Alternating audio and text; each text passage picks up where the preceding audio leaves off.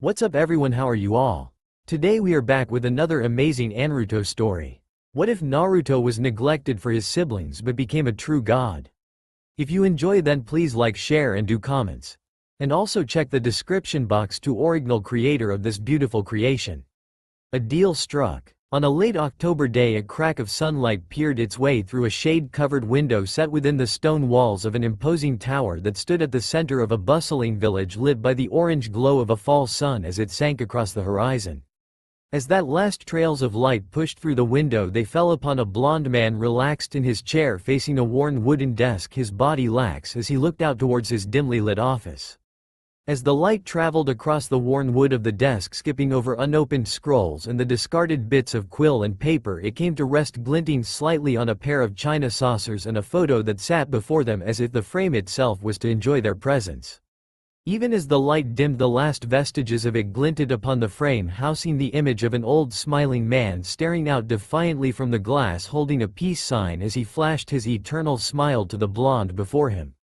Sitting across from the still image, the blond man remained motionless as his eyes drifted across the photo, his mind casting into the stream of his memory as he found a smile tugging at the corners of his mouth. Flashback. Minato, my boy, that hat sure suits you, chuckled an elderly man draped in a set of older white robes, his crinkled face turning up in a smile, as he watched his successor place the Hokage hat upon his head and take his first seat behind what had long been his own desk. Of course it does, sensei. Can I teach them or what? Laughed a white-haired man dressed like a kabuki actor, swelling with pride at seeing his student succeed in his dream thanks to his guidance. Well, I did some of the work, Jiraiya-sensei, chuckled the blond man as he adjusted the brim of the hat now sitting atop his head so that the red emblem of fire faced towards the pair before him. As the three men chuckled, Minato could not help but smile back at his own inauguration a few hours before as he took his first sit in the Hokage office with his predecessor and sensei looking over him. The blonde Hokage simply sat smiling at the two, basking in the realization that at long last he had accomplished the dream he had held since childhood. Turning his head slightly, he set his gaze out over the village resting below his new perch, his village. As he looked out, he felt a small pressure on his chest as his eyes tracked out over his home, pride, hope, and most of all love, fighting for dominance as he looked upon the scattered rooftops and the small moving shapes that made of the people he had sworn to protect. Then and there he swore to himself that he would follow in the footsteps of the other Hokage and protect his home from any danger, no matter the cost to himself. As Minato gazed out on the village, the third Hokage watched his successor, a small smile upon his lips as he felt a growing pride at the man who would be carrying on his duty from that day on. Sighing to himself, the third cast his mind back over his time in the office. He had carried the village through the slog of war, the glory of victory, and the simply calm of peace, but now, at long last, he was passing on the will of fire to the next generation. A small tear formed on the corners of his eyes as he saw himself all those long years ago first taking the Hokage hat, the look of pride on his sensei's face at the time even as his own lit up, smiling just as Minato's did now. And at long last it was his turn to watch the torch pass on. Turning slightly, he looked at his student, the Toad Sage, and couldn't help but chuckle at the expression playing across the man's face. Jiraiya had never been one for sultry, so while the old third and new fourth Hokage allowed this moment to wash over them with small warm expression, Jiraiya had elected to sport a pair of waterfalls that fell from both eyes, muttering how proud he was that his student had made it this far, his words barely audible as he tried to rub away his tear with one red sleeve. I always sniff. Knew you had it in you, you blonde Gaki, sniff. The old sage managed between his continued happy sobs. Turning around at the sound, Minato could not help but burst into a wide grin looking at his old sensei's expression, rising from his chair as he made his way slowly towards the man. Come on, Ero-sensei, this isn't a time to be crying. Wouldn't want all those beautiful women to see the gallant Jiraiya in such a state, would we? Chuckled Minato as he clapped a hand upon the sage's back, causing him to halt his sobbing for a moment. This seemed to snap Jiraiya out of his stoop as he blinked up at Minato for a moment before smiling widely before striking a triumphant pose in the center of the office. You're right, Gaki, I, Jiraiya the gallant Toad Sage, am now the teacher of the fourth and soon-to-be greatest Hokage the Leaf has ever known. The ladies won't be able to resist me, shouted the white-haired man even as a perverted smile spread across his face. At the sight of Jiraiya's perverted smile, Minato and Sarutobi could only shake their heads before as Minato slung his arm around Jiraiya's shoulder, smiling so brightly his face seemed to glow. "Well, come on then, Ero-sensei, I have a date with the most beautiful girl in the village, and it's a time of celebration." The blonde laughed as he glanced around to the other member of the trio. "You coming, Sarutobi?" called Minato as he and Jiraiya moved slowly towards the door, the blonde glancing back to see the third standing silently before the old desk, one hand lying upon the worn wood while looking into the photos of the previous Hokages that hung above the window with a small smile upon his lips as he traced each image. As he turned to face the two men, his smile slowly grew to match the pair's own as he looked upon the future of his village with pride. "Yes, Minato, I'm coming. I wouldn't want to keep Kushina and my wife waiting," replied the third as he turned from the desk, starting forwards towards the pair, only to stop dead as he came to a sudden realization. The other two noticed this change and stopped their merry-making to gaze questioningly at the third, who had gone completely rigid. "Hey old man, sensei, are you alright?" they questioned, in unison as they looked at the seemingly frozen man. As they watched, the smile Sarutobi had adopted grew steadily larger and larger, until it appeared to cover his whole face. As Minato and Jiraiya watched, they would have sworn that a younger man had been standing in the office that day, so full of life and happiness was Sarutobi, as a glorious thought took root in his mind. Then, without warning, the old man bursting into the loudest and happiest laugh that the two had ever heard from him. The sound echoing around the office, seeming to only grow louder every moment as it ricocheted off of every surface. "Ha ha ha ha ha ha ha, no no. H-A-H-A-H-A-H-A-H-A-H-A-H, pap, pa, pa. H-A-H-A-H-A-H-A-H-A-H-A-H. Free ha ha ha ha ha. I-H-E-H-A-H-A-H-A-I-M F-R-E-E-E-E-E. Laughed the old man as he threw up his hands, as thought he was proclaiming to the heavens themselves of his great victory. Sensei, did Sarutobi just go crazy?" questioned Minato, glancing around to his sensei, who looked just as lost as his student at the old man's apparent breakdown. "I have no idea, Gaki," responded Jiraiya as he continued to watch his sensei cheer for a moment longer. "Hey sensei, snap out of it," shouted Jiraiya as he waved towards the man who didn't seem to notice him. For a full minute afterwards, the third continued to laugh, barely able to speak, only sputtering the occasional word out here and there, as the pair looked only completely lost as to the cause of this episode. It kind of sounded like he said, "No more paperwork," but why would he say that? Asked Minato after a few moments of listening to the old man's howling. At this, both turned to each other before remembering all of the years they had watched the third wage his seemingly unending war against what he had always said was his greatest foe. Then, as the pieces fell into place, the pair found themselves joining in the laughter themselves, at the old man's last victory as Hokage. Yes, the third Hokage, student of the first and second, had finally surpassed his predecessors in outlasting the evil that was paperwork. For a time the three continued to laugh and joke before finally gaining enough control to head out to the celebration. But not before Minato had insisted on the photo to commemorate Sarutobi's greatest victory. Flashback end. So 2 years after that happy memory, Minato sat alone in his office, his eyes tracing across the photo he had insisted on taking that day, dropping his gaze slowly to the sake dishes sat between him and the smiling face of Sarutobi. Looking at the old photo, he could only think how happy they had all been then, remembering how Kushina had hit him over the head when the three arrived late, and how Jiraiya had been thrown through a wall by Tsunade when he had tried to flirt with the waitress. It seemed like so long ago now. If only those days could have continued on, but as his memories continued swim slowly past him, those bright days slowly shifted till arriving at the darkest night of his life.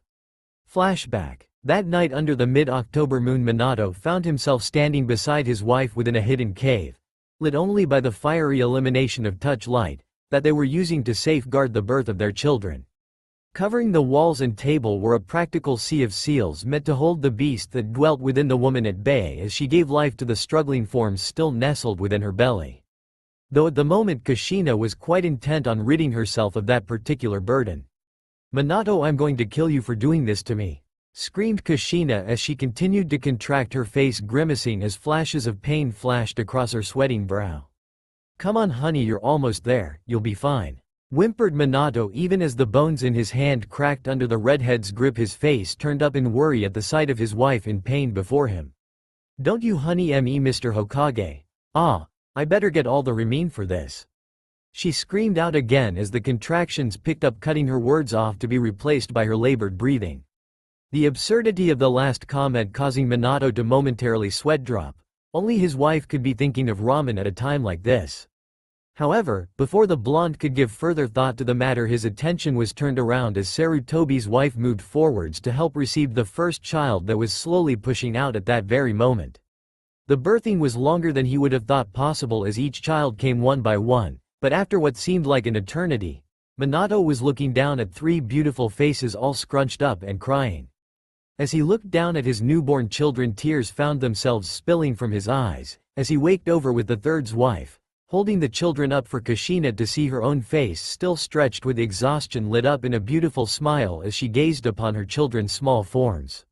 Even as Kushina slowly reached out towards her children's small forms, Minato moved forwards to aid in holding the demon sealed within Kushina at bay, lest the great nine-tailed kitsune seize the opportunity to escape its prison. That moment of relief was when everything had gone so terribly wrong. As Minato had moved forwards, a man in a spiral mask had appeared seemingly from nowhere, slaying Sarutobi's wife with a single slash, spattering the stone floor with a crimson stain as he reached out to seize the still sobbing bundles of his daughters from her quickly cooling corpse. Even as Bawako's body fell, the man had swung his still bloodied kunai to the baby's throats and demanded Kushina's life in exchange.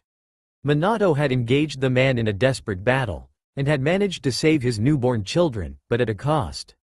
The man had managed to tear the demon from his wife as they battled. The Kyuubi had been released and was now attacking the village, his village. On the front lines, ninjas desperately tried to hold the beast at bay, throwing their lives towards the kitsune in a desperate hope to buy a few more precious moments for their loved ones to escape the demon's wrath. Meanwhile, within a secluded safe house, Minato had managed to retrieve Kushina was now leaning over his wife as he gazed out the window, even as the distant sounds of carnage steadily drawing nearer. As his eyes trailed down to his new family, he felt an odd calm wash over him as he prepared himself for what he knew was his duty. He could not let the beast take them, he would not let it take his village, and he would never let it take anything from him while he still drew breath. "Minato," Kushina whispered as she gazed up into her husband's face, even as he said it into a look of determination, the fear in her voice noticeable even through the pain and exhaustion that racked her body after having the beast torn from her. Minato," she managed again, drawing the blonde's eyes to her as she struggled to speak. What are we going to do? The Kyuubi, we can't let it hurt them." She whispered, her voice fading slightly as she clutched her three babies closer to her bosom, each letting out small whimpers as the distant roar of the Kyuubi rumbled across the land. "Don't worry, Kushina, I won't let it hurt them, I promise." He whispered. He slowly moved towards her, his tone setting of small warning bells within her mind, even as she felt Minato's lips upon her forehead, and his hands pulling the three bundles from her arms as he rose. "What are yo?" was all she was able to say as he disappeared in a yellow flash, leaving her alone, her arms now empty, as she felt a growing horror building in her chest. "Minato," she called as the realization of what he was doing, and what it would cost, began to set in for her, even as her voice rose what strength she can, pushing out in a cry of fear for the lives of her loved ones. "No, Minato, not them, not you, no," she screamed, even as her husband raced towards his death. A moment after his departure from his wife, Minato arrived on the battlefield, within a flash of yellow light, landing beside his old sensei and the third, both panting from their continued attempts to hold back the Kyuubi. "Minato?" they shouted as the blonde arrived, their eyes immediately drawn to the three struggling bundles he had clutched against his chest before shifting back to the young Hokage, confusion evident upon their faces. "Gaki, what are you doing bringing them here? This isn't a good time for bring your kids to work day." The toad sage joked, called taking a second to crack a joke despite the desperate situation. Not replying to his sensei's jib, Minato turned to face the two, his gaze telling them in a moment that he stood ready to make the ultimate sacrifice that night. At this realization, both suddenly felt like bucket of ice water had been dumped down their backs as their thoughts came to settle on the only reason for the children's presence, and the haunted look now evident upon the blonde's brow. The Fuinjustu, Shiki Fujin, they both thought at the same time. Gaki, no, you can't do this, yelled Jiraiya, taking a step towards the fourth, desperate to talk his student out of this. I'm sorry sensei, but it's the only way. If I do this, at least the fox won't be able to take anything else from me. And they. At this point he looked down upon the faces of his children, a soft smile touching his lips. At least they will be safe, he finished in a determined tone. No Gaki, there has to be another way. We can think of something, we just need a little time, pleaded the toad sage. Time, growled Minato as he turned to his sensei. Time is something we don't have. Every second is being paid with by the blood of our village. My village, if my death can stop that flow, I will jump into the jaws of the Shinigami himself. Minato shouted back, his voice causing the babes in his arms to suddenly begin to struggle slightly against his chest as the little face of his son let out another loud cry. Jiraiya, spoke the third, cutting off the sage's retort before it could begin. He is right, whispered the third, his words causing the sage to spin around to face him, looking horrified at his old sensei's words. This is what it means to be Hokage. This is what it means to be prepared to give your life for the sake of the village. And this is why Minato was the right choice for Hokage.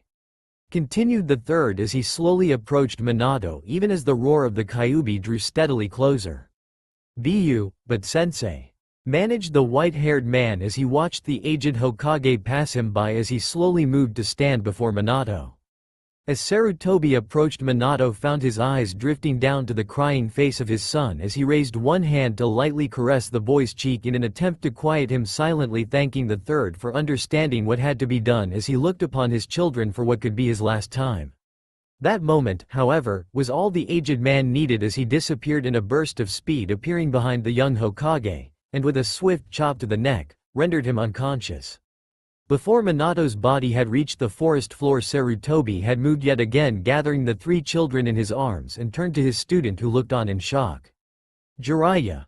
the third shouted, causing the toad sage to turn away from his fallen student to his teacher. "Look after the Hokage," and here he paused, his eyes drifting slowly across the treetops to where the barest hint of the village could be made out, illuminated in the raging flames around it. "Look after the village for an old man, will you?" He finished, a look of peace overcoming his face as he watched his student looking unbelieving at him. "Bu, but sensei, you can't." Jiraiya began only to fall silent as Sarutobi shook his head slightly, the ghost of the sensei he had been seeming to fall around him as he lectured his student for one last time. "Jiraiya, I told you a long time ago what it meant to be a shinobi of Konoha," the old man said, looking back at Jiraiya with that same look of peace upon his face as he slowly turned away from his student. "Besides," the third called, cracking a small smile as he continued, "I think beating both paperwork and the Kyuubi will make me welcome when I see my senseis tonight. After all, I can't keep Bawako waiting for me." Finished the old man with a smile, even as he vanished towards the raging Kyuubi, leaving the pair alone in the clearing as the roars of the Kyuubi thundered across the land, the drums to the final march of a true shinobi. Jiraiya could only fall to his knees, looking down at the form of his student lying unconscious before him. Even as the roaring of the Kyuubi grew and Jiraiya heard and saw the explosions and seal rays that signaled the final battle of his teacher, he could only remember back to his first days as a student with the third. "CS, sensei, what the idea of the will of fire that you keep talking about?" asked a young Jiraiya as he sat tied to training post, blinking up towards where his sensei stood looking down at him. Pushing what strength remained in his aged form, Sarutobi dashed forward, breaking out of the forest edge as he turned to face the rampaging Kyuubi, a blast of smoke obscuring him for a moment before his oldest partner, the great Monkey King Enma, was falling into step beside him. As the two rushed ahead, another blast of smoke erupted before the charging man was suddenly amongst a field of identical figures, all now sporting great staffs that they lowered to face the great kitsune that swiveled to face them. "The will of fire, who? Well, that is something my senseis passed down to me when I became a shinobi of this village. Honestly, what do they teach you kids in the academy these days?" replied Sarutobi, putting on hand to his chin as his eyes drifted momentarily from the bound boy, who looked annoyed at being suddenly ignored. With a monstrous roar, the massive kitsune rushed towards the approaching storm of Sarutobi's enormous claws, fangs and tails coming to bear upon the army before him that answer his roar with one of their own, a last valiant battle cry that echoed out through the night as the elements themselves hurtled one after another, covering the skies in flashes of flame and electricity beside the dull force of water and earth, all cast against the beast's ferocity. Well, how to put this? You see, the will of fire is what makes us able to protect those we care about. It's that strength that only comes when defending those you care for. It's because I care about the people of the village that I'm able to protect them all. They are my strength. Smiled the third as Jiraiya blinked up at him, obviously confused. As the storm of elements crashed upon the great kitsune, the beast seemed to ignore them as it barreled ahead, roaring as it swiped its massive tails back and forth, scattering all that came into contact with them, even as its claws and fangs tore still more of the army before it. At the same time, Sarutobi turned to 4 of his clones, handing off the 3 children, trusting them to handle the ritual as he turned to buy them what time he could. But sensei, how does that make you strong? I mean, aren't we just paid to protect people? Besides, everyone protects their home, what makes us different? Questioned the boy, obviously lost, as above him Sarutobi let out a small chuckle, shaking his head from side to side. Sarutobi hurled himself aside as the massive jaws of the Kyuubi snapped down towards him, swinging the massive bow staff, that was his partner, into the beast jaw even as its tails lashed towards him. Swiveling its enraged eyes to focus on the source of this new Kyuubi brought one massive paw around, claws bared, to smash this incest that dare oppose him flat. Just as Sarutobi managed to avoid another crushing tail of the beast, a shadow fell over him, causing him to spin in time to see a paw, the size of a building, descending upon him. The next moment, with an earth-shaking impact, the Kyuubi felt its paw crushing into the forest floor as a fierce grin to spread across its face. That is true, Gaki. Sometimes we are simply hired to do jobs for others, but let me ask you this, if you're out on a mission, won't you be with your team? Smiled the third, causing the boy to look up at his sensei before nodding slowly as the old man smiled. You see, our home isn't just this village, Gaki, it's the people, our comrades. As long as you are a member of this village, you will always be with the will of fire. Smiled the third as the young boy blinked up at him, still looking puzzled at the old man's words. Before the great kitsune could celebrate smashing the annoying fly, his smile faltered as a sudden pain erupted from his paw. A moment before, the end of one massive bow staff burst through its fur, rocketing skywards through his very paw, staking it to the ground. As the staff continued to rise, the enraged kitsune's eyes turned up to spot the accursed man running up its side, going through hand signs as he went.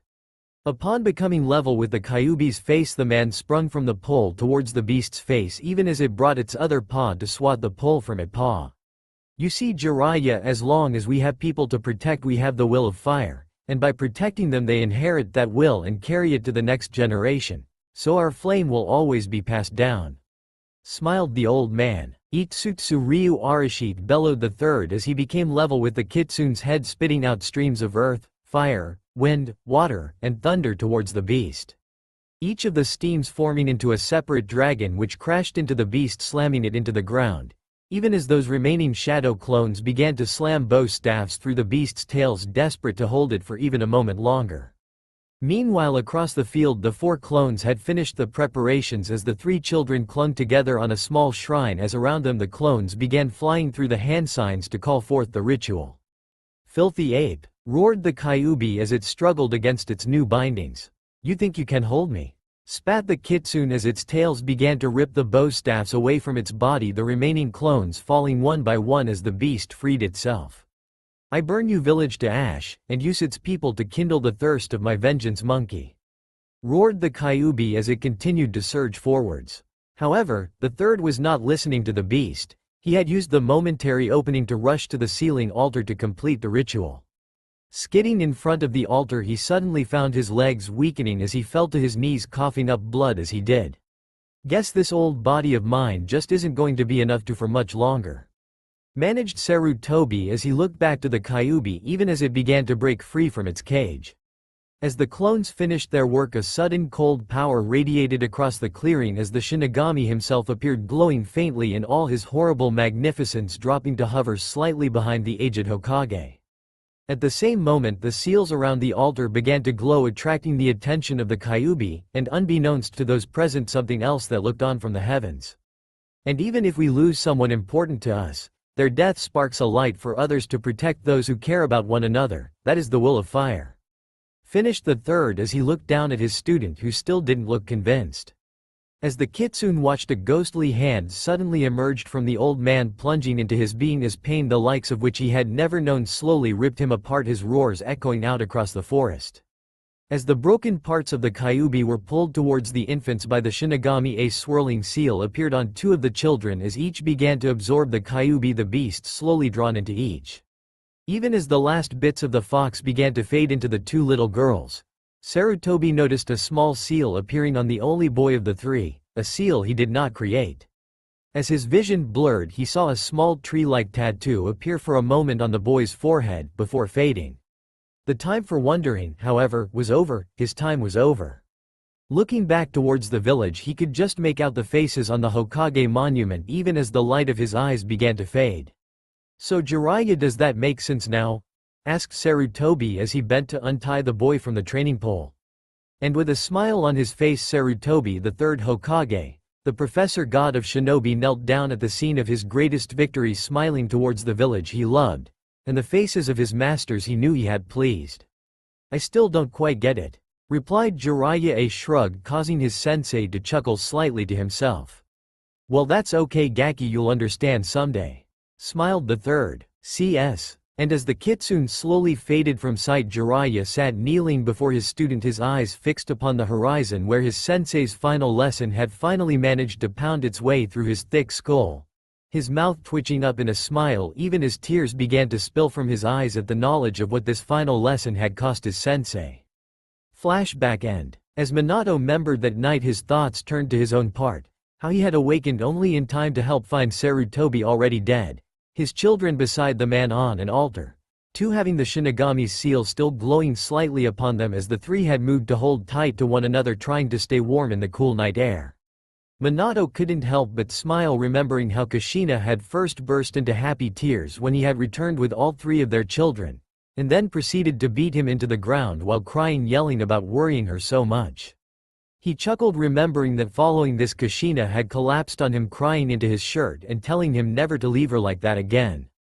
The days following the attack had been tough for the village. Besides the physical damage, the spirit itself had been wounded with the loss of so many.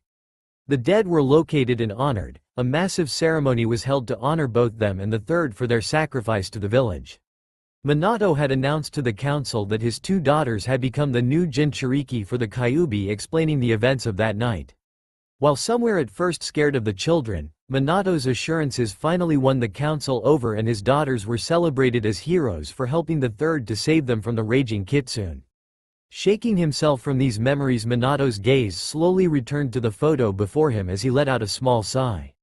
Smiling slightly, Minato raised his hand to cup one of the sake dishes, raising it towards the photo of the thirds, offering another thank you to the man who 1 year ago to this day had saved both his family and his village. After finishing the drink, Minato proceeded home to celebrate along with his family the life they had been given this day. Time skip. We return to the Leaf Village some 4 years later. During this time, the village had been able to rebuild itself from the Kyuubi attack, and was well on its way towards a complete restoration.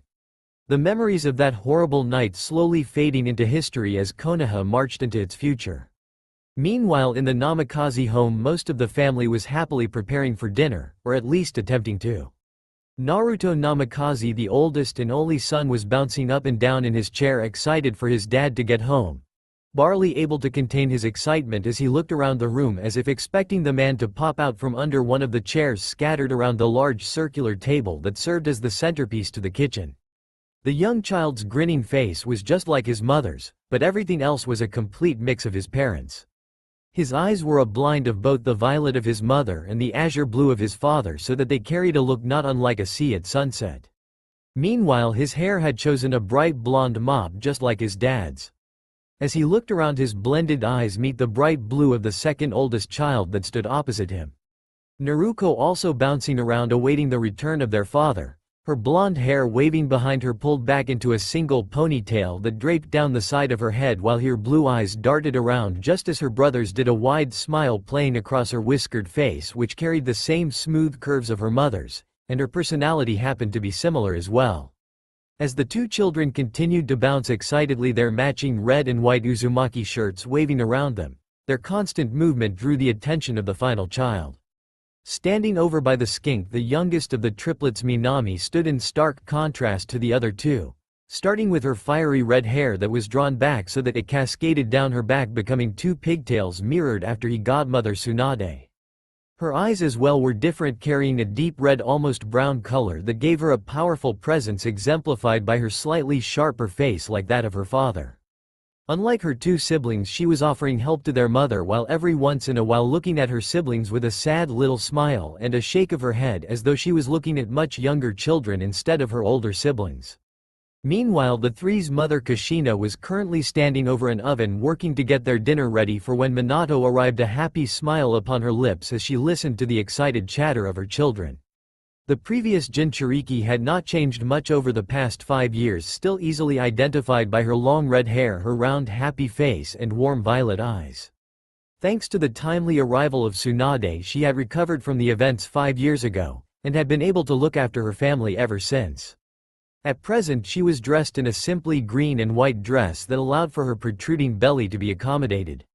It seemed, despite her statements that night, Kushina had not been opposed to bringing another little one into the world, and at present her family couldn't be more excited to meet its newest member. "Here you go, Minami, put these on the table for me," Kushina said as she handed a few plates to her daughter, who turned up to her mother, red eyes meeting violet as she nodded. "Hi, Kasen," smiled Minami, taking the dish from the taller redhead and turning to face her siblings still bouncing up and down at the table. "You know," she called towards the pair, momentarily drawing their attention to their Imoto. "You two could help Kasen and me with dinner, it's not like you're doing anything." Finished the redhead as she marched over towards the table. As she moved, the two blondes turned towards their Imoto, both sporting fox grins, and jumped up to help her out. From behind them, Kushina could only look on as the children started to set the table, idly placing on hand lovingly over her belly and the new life within it. When Minato had first told her that her two daughters were holding the fox, she had been horribly worried about how the village would react, but thanks to her husband, most had seen them for the heroes they were. Meanwhile, her fists had convinced those foolish enough not to listen to think twice before messing with her family. She also remembered back to the time that they had told the girls that they contained the fox 1 year ago. Flashback. "Now girls, there's something, Naruto, get off Naruto," called Minato as he attempted to speak to his children while them seemed intent on their own activities. The three children had been engaged in a poking battle while they sat on the couch facing their parents, and Naruto had finally abandoned subtlety and tackled her older triplet over the back of the couch moments before, just as their father began to speak to them. Meanwhile, Minami was rolling around giggling at the whole thing, her tiny hands clasped over her mouth as she tried and failed to stifle her giggles. A moment later, the two blondes emerged from the back of the couch, grinning and laughing at their red-faced father, while their mother giggled off to the side at her husband's failed attempts to control their children. Receiving nothing but laughter for his efforts, Minato looked pleadingly at his wife for help with the situation. "Okay, you two, front and center, we have something important to say, you can play later," called Kushina, finally taking pity on her husband's attempts and deciding to handle her children. "Hi, Kasen," the three trumpeted in unison, suddenly sitting straight up on the couch once more, silently waiting for their parents to continue. For a moment, Minato could only blink from his wife to his three kids with a look of shock upon his face, wondering how she could do that so easily before deciding better of it. "Ahem. Anyway, there is something important we need to tell Naruto and Minami today, and Naruto, you need to know too," began Minato as the three listened eagerly.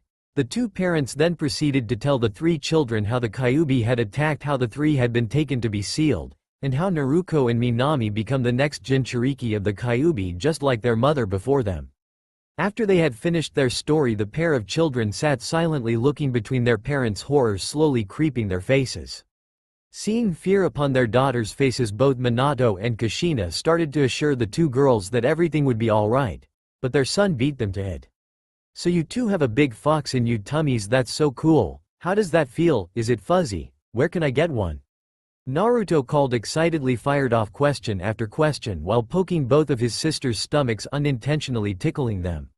"Nah, Naruto, hihiha, stop that, it dahia tickles," laughed Minima. She tried to get her brother to stop.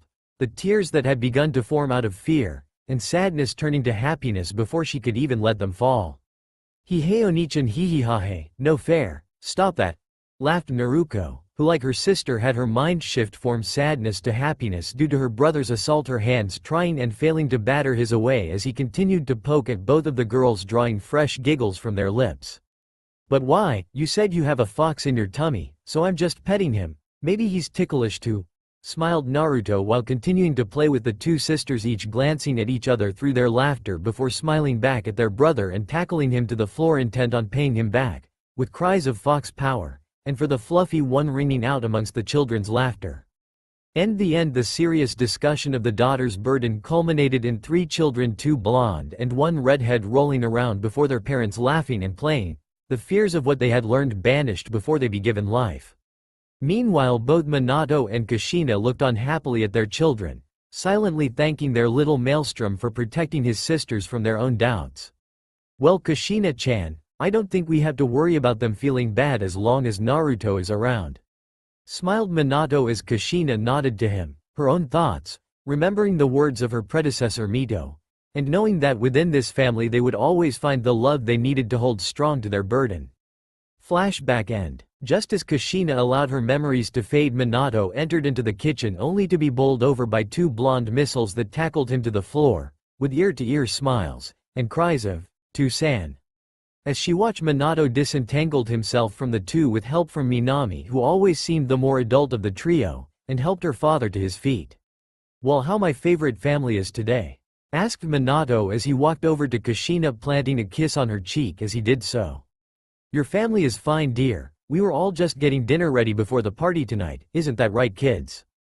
Kushina said, smiling down at the 3. "Hi," called the 3, smiles covering all 3 of their faces. "Well, that's great, guys," replied Minato as he moved to help Kushina with the meal, fussing over her to the point she had to swat him with her ladle just to get him to calm down. After dinner, the group proceeded to get dressed for the arrival of their guests for the party, before they headed out to the Kyuubi celebration. Once they were all down in the living room again, Minato called his family forward to make a quick announcement before the guest arrived. "Now, Minami, Naruko, I have talked to your cousin and we have decided that we need to begin you training a little early, so that we can get you guys ready for the academy next year," he said, smiling down at his girls. Both girls smiled brightly at this, Naruko even jumping up and down, saying how awesome it was going to be become a kunoichi as they looked excitedly towards their parents. However, both stopped a moment later when they realized that their brother wasn't celebrating. Naruto was looking between his sisters and his parents, wondering why he hadn't been mentioned, his little face turning towards Minato, confusion evident upon his face. "Anyo, Tucson?" spoke Naruto, prompting Minato to turn towards his son. "Am I going to start my training with Naruko-chan and Minami-chan?" questioned Naruto as his Imotos soon turned to look from their brother to Minato in turn, just as confused as the blonde boy. "Well, you see, Naruto-kun, your sisters need to learn to control the fox so they will be safe as kunoichi in the academy, but once they have gotten the hang of it you can join in training, but for right now we have to make sure they are safe. I know it's hard, but for right now we have to work with the girls a little more," spoke Minato, kneeling down so that he was closer to his son, his face an odd mix of sadness and determination that was lost to the young child. His Tuzan's words caused Naruto to turn towards his 2 sisters, who were watching him with worried expressions, as though they were scared he was going to blame them for this, and worse, that they would be leaving him behind. From the time they were kids they had always been inseparable, and the idea of leaving Naruto to fend for himself sounded wrong to them. As Naruto saw the pair's expressions slowly shifting, he realized they were worried about him, and thought back to what his Tucson and just told him. He did want to train with his sisters, but he remembered hearing from Kushina once that training with the Kyuubi had been hard for her.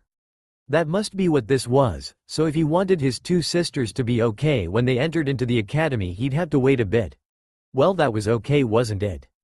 And besides, it wasn't like his parents were going to not train him, they just needed to look after his sisters first, that was all, he reassured himself as he nodded towards Minato. "Okay, Tucson, I understand," replied the blonde boy, smiling as he turned to face his sisters. "You two better train hard, or when I join I'll leave you in the dust," boosted Naruto, smiling as he saw the pair shift from concern to happiness at his assurance. "Oh yeah, well, I'm going to train so hard, I'll be Hokage like Tucson before your training starts," Shot back Naruto, not one to back down, form a challenge as a confident smile split across her face. "Yeah, we will be so great, you be begging us to teach you what we know," added Minami, inwardly happy that her brother was going to be okay, and promising to be strong enough to help him like he helped her at learning about her burden. "Okay kids, it's about time for the guest to show up," called Kushina, getting the three to separate and calm down in time to greet their guests. Time skip. It was now almost a year later and the triplets had just turned 6 a few days ago, while their newest little sister Mito was just turning 1. The three had changed little during the year in manner of looks. Meanwhile, their new little sister had been growing quickly into a little bundle of energy that the whole family adored. Little Mito with bright red hair and violet eyes was like a little Kushina in the making, and her bubbly excitement was partially infectious to anyone who met her. Over the years since the birth, Minato and Kushina had been training Naruto and Minami to harness and control the Kyuubi chakra, making steady progress as they worked with the pair. Minato had even called Jiraiya to stop by and help train the two whenever he was free. As a result, the two sisters had begun to blossom as future kunoichi, each determined to make their family proud. Speaking of family, one of their instructors usually sported a little red-headed babe at most of their sessions. Following the birth, Kushina was often found with Mito in her arms instructing the two while she watched them practice. Meanwhile, the children's godmother Tsunade was busy most of the time with the medical program she had pushed through after the Kyuubi event, but still found time to stop by and spoil her goddaughters rotten and patch them up when they managed to bang themselves up like children are wont to do. Sadly, even as Minami and Naruto grew steadily closer to their family, their brother was slowly fading from that same light. Naruto found himself being left out little by little from family activates, slowly being overshadowed by those around him as his sisters drew more and more attention. After the birth of Mito, his parents tended to stress their attention between his sisters training and looking after their newest little member, leaving little time for him. Meanwhile, those outside of the family like Jiraiya, while kind to Naruto but only present every now and then, and for some reason that Naruto didn't understand, seemed to focus only his twin sisters. At the same time, his godmother, Tsunade, was always chatting with his sisters whenever she was visiting, helping to patch them up whenever their training got out of hand, leading to a strong connection between all of them. But whenever she looked at Naruto, he would notice her eyes getting teary, before she turning from him, leaving him alone and confused in her wake. What he could not know was that Naruto looked so much like Tsunade's younger brother when he was growing up that Tsunade could not look at him without remembering her brother's death. So instead of facing her fear head-on, she simply chose to avoid Naruto. While she did not dislike the boy, she simply told herself that he had others to look after him. So slowly Naruto became more and more excluded from his family. While his sisters still played with him occasionally, they had begun to incorporate training into their games, playing ninja, running, and the like that he could simply not keep up with. But as always, he insisted that they go on ahead, not wanting to make them feel bad about their abilities. Despite everything happening to his life, Naruto stayed the same kind boy he had always been. He smiled and laughed and did whatever he could to see his family smile. And that was no different today, almost a full year after his sisters had begun their training. The birthday was in full swing now, with people milling around. All of the clan heads in attendance to offer their congratulations to Mito turning 1. Speaking of Mito, she was sitting happily, in a bright white onesie with an Uzumaki spiral adorning it on the back, between the feet of her older brother, while giggling as they played with her. As Mito sat laughing as she rolled around under her brother's gaze as it trailed to the yard where Naruto and Minami were off playing with a few of the clan heirs, while Minato and Kushina were talking with their parents and discussing the upcoming year at the academy, where many of their children would be attending. As Naruto continued to play with his red-haired Imoto, he heard a quiet voice call out to him from behind. Turning, his mixed eyes fell upon bluish hair and wide eyes of his best friend, Hinata Hyuga. The two had only known each other for a few months, but already they were almost inseparable thanks to an event back when they had first met, where he had stepped up to protect her against some bullies at the park. Flashback. Naruto had been walking through the park wondering what to do while his sisters were off playing shinobi tag, when he heard the sound of raised voices from behind a clump of trees a bit off the trail. Curious, Naruto headed towards the voices. Upon arriving, he had found Hinata in a circle of boys, all making fun of her and pushing her to the ground. "Hey, leave her alone. shouted Naruto, running up to stand between the bullies and Hinata, the girl's eyes still moist with tears, looking up to see the blonde-haired boy standing before her. As he came slowly into focus, she suddenly remembered seeing him from afar when the Hokage had met with her father. Who's this kid?" asked one of the boys, looking at Naruto as beside him his friends shook their heads, not having any idea. "I'm Naruto Uzumaki Namikaze, and I won't let you pick on her," shouted Naruto at the bullies, raising both his fists in front of him to make his point clear. The bullies stared at Naruto with varying looks of confusion, before one finally spoke. "Wait, though the Hokage only had 2 kids, the village princesses?" muttered one, looking at his fellows who nodded at him. "Yeah, everyone knows that, you moron," said another, pointing at Naruto. "Let's teach him for lying about our Hokage guys," shouted the last, as the boys fell upon Naruto. Hinata could only watch as her hero was attacked by the 3 boys, trying but failing to stand up to the onslaught of all 3. She was about to try and help him when a pair of yellow and red blurs crashed into the bullies, blowing them back off the small form that was Naruto. "Hey, which one of you wants to tell me why you are hurting my Onisan?" shouted the enraged form of Naruto, as she stood protectively in front of her brother, blonde hair wiping back as her blue eyes trailed across the stunned bullies.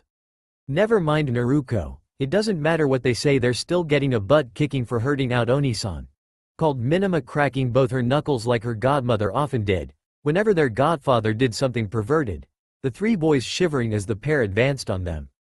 Before the 3 boys could do more than cry out in fear, the girls were upon them, returning each punch tenfold for having hurt their brother. During this commotion, Naruto had slowly gotten up and looked around to find Hinata looking worriedly towards him, her eyes still moist with tears. Smiling at her, Naruto half dragging himself over till he was beside her, looking her over with an obvious amount of concern. "Hey, are you okay? They didn't hurt you, did they?" asked Naruto once he got close enough to see Hinata clearly. Hinata in turn simply nodded slightly as her mind raced, trying to figure out who this boy was before her. "Wait, I thought the Hokage only had 2 girls, but they just said he was their brother, so wait, does that mean the Hokage's son just saved me?" she thought in a rush, even as a red blush began to creep over her face as Naruto leaned in looking concerned. "Hey bro, you okay?" came the call of Naruto, who had just finished giving the world's worst weggy to one of his would-be attackers. Turning at her call, Naruto found himself smiling at the sight of the 3 bullies now tearing across the clearing, all crying as his sisters stood triumphantly before him. "Oh course dat bayo, I'm fine, those guys couldn't beat me if they tried," he said, trying not to show that he was actually pretty hurt. "Oni-san, what are we going to do with you?" sighed Minami as she approached, shaking her head slightly.